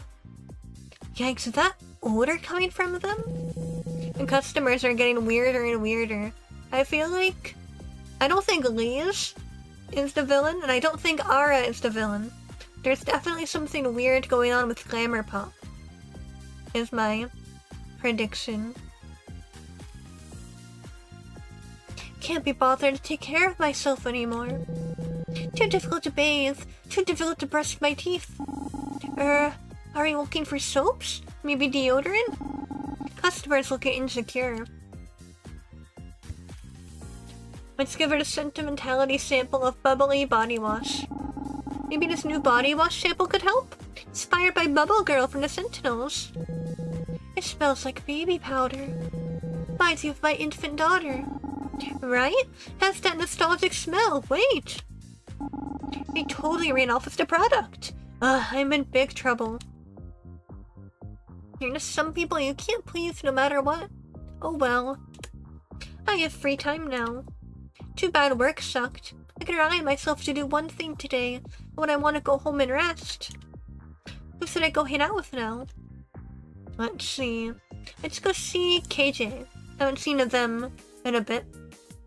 I shoot KJ a text to see if they're around today.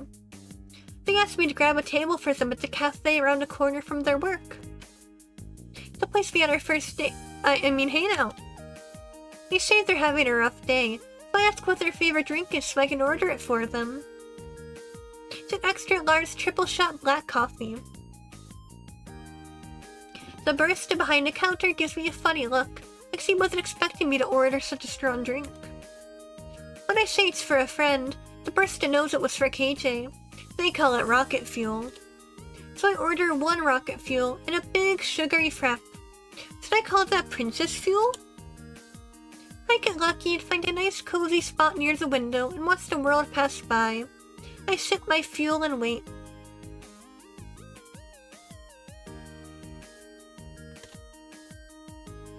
And wait. KJ's rocket fuel is going cold. I order another frap to make myself feel less bad for taking up a table when it's so busy. About another 10 minutes pass, and I'm about to text KJ when I burst into the cafe, and they seem really distressed. Hey KJ, what's up? The moment they see me, they push all the distress down and put on their familiar cool face. Hey, sorry I'm late.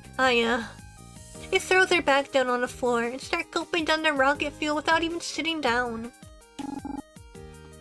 KJ, that's cold. Okay then. Thanks for the drink. I really appreciate it. KJ, are you doing okay over there? Look like you need a doctor. I don't think KJ heard me. They stare out of the window for a few seconds, like they're trying to decide something. They then finally sit down and take a deep breath. How's Princess? Got any leads in our mystery? I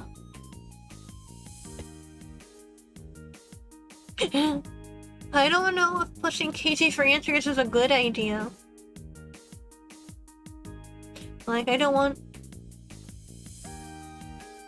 know.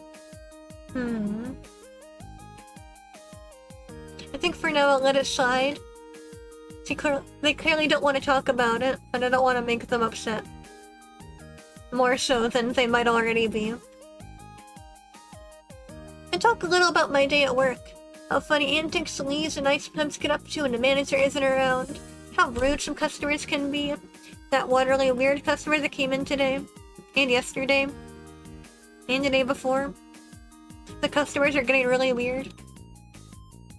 But it all feels like empty small talk. KJ's barely making eye contact with me. The last time we were here it was me zoning out, not you. Sorry, I was just thinking about, well, When did they turn into Miranda? KJ's usually way more direct than this. Was Ara mean to you again?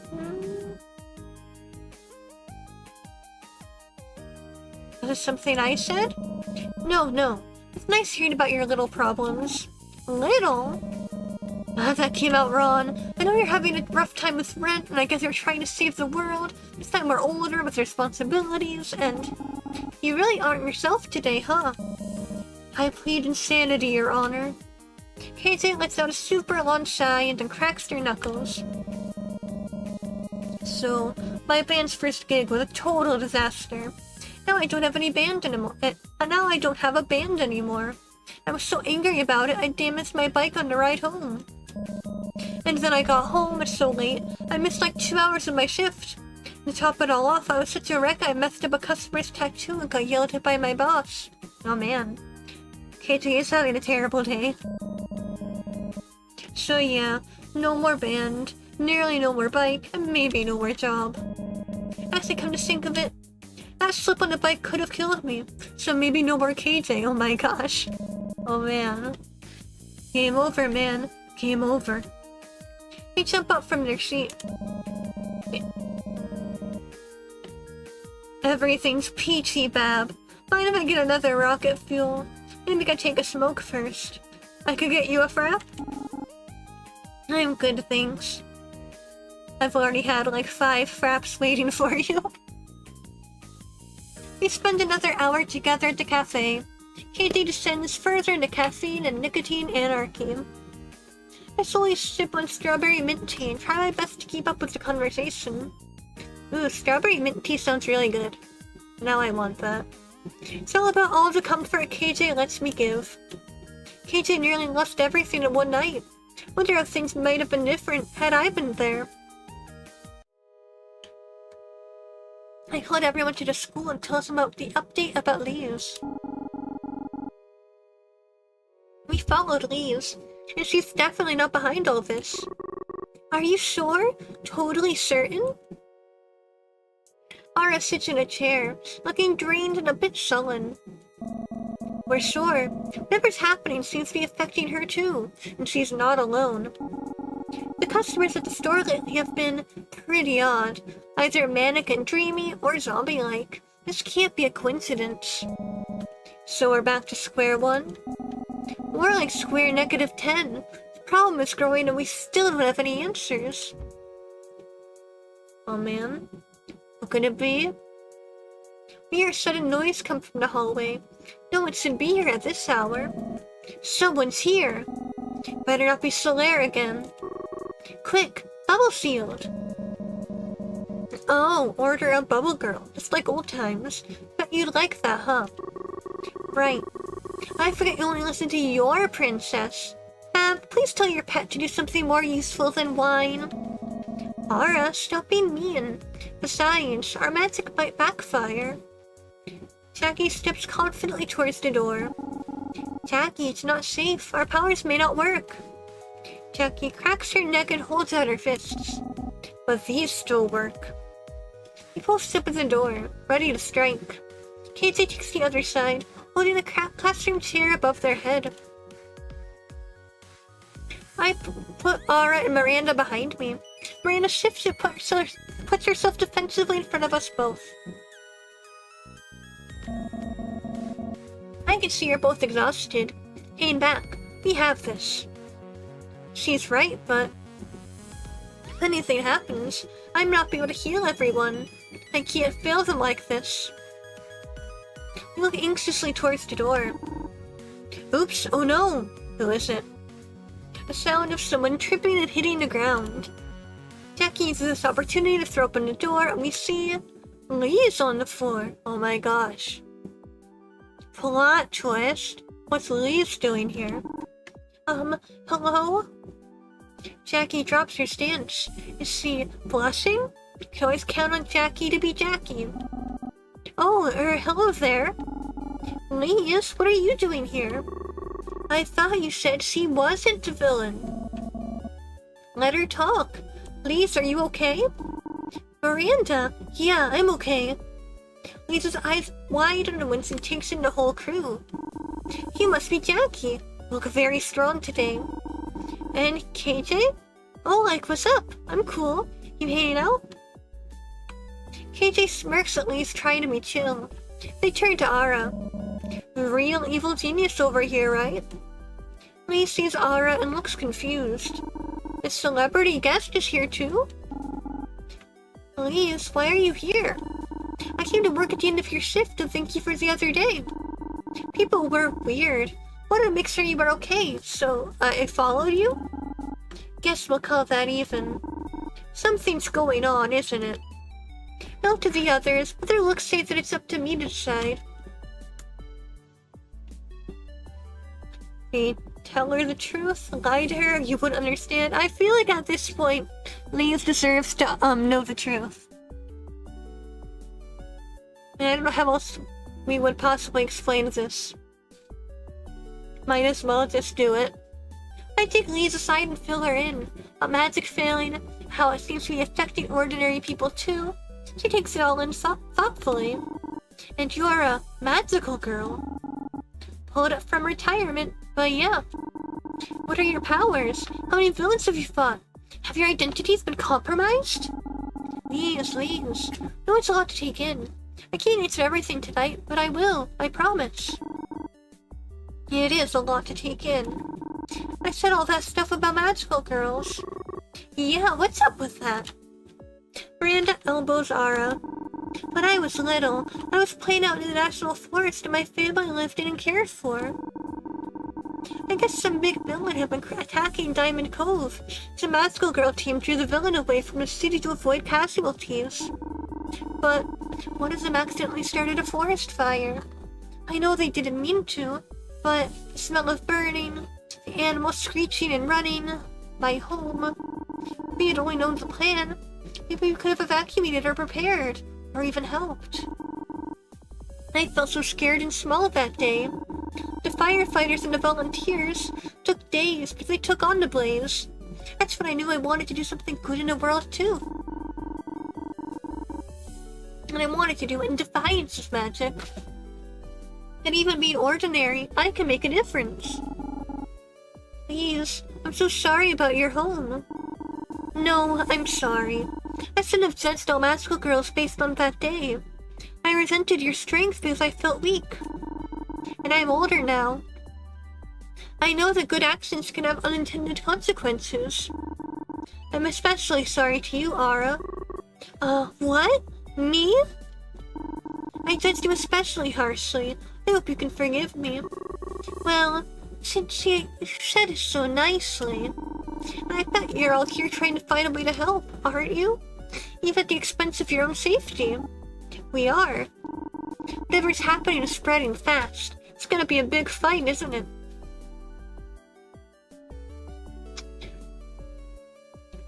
Look out for even everyone or join us. I mean, honestly, Lee's obviously isn't a magical girl. So I don't know how much help she would be in like an actual fight, but she could help in other ways. She could be part of our group now. Join us. I bet that'd be much more manageable with you on our side. Please lights up.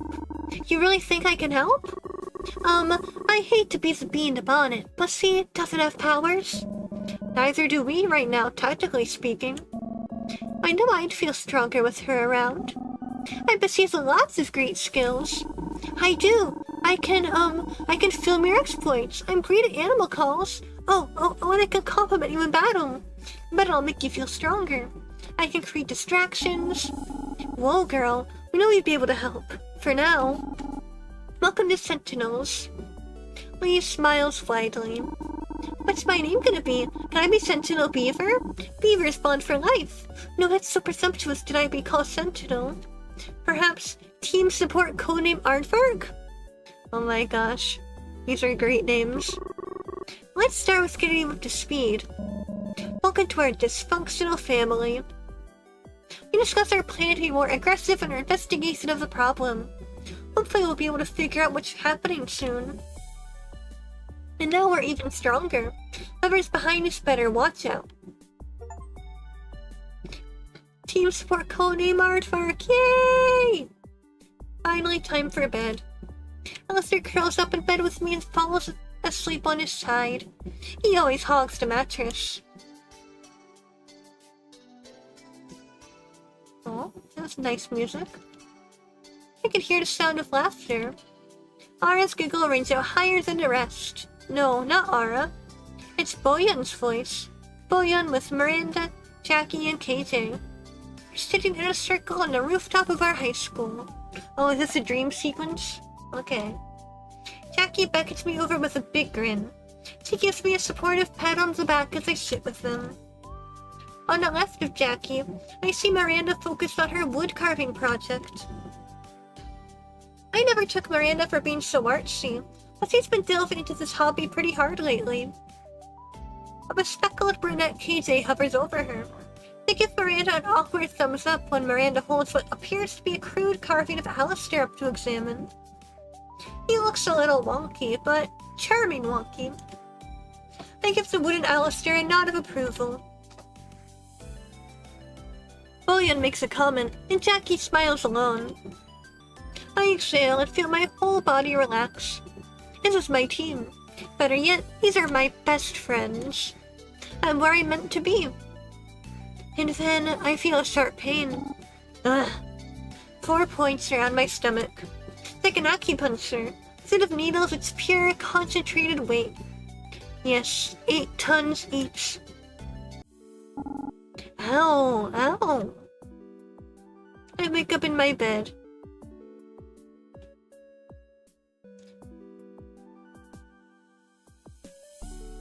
And actually, I'm trying to decide if we want to do one more day or stop here. I feel like I'm trying to figure out, because I mean, I don't know how the game ends, obviously. I'm playing this blind, but if everything is leading up to New Year's, there's only a few days left. And my voice is getting really tired. So I think now would actually probably be a really good stopping point for tonight. I'm gonna go ahead and save.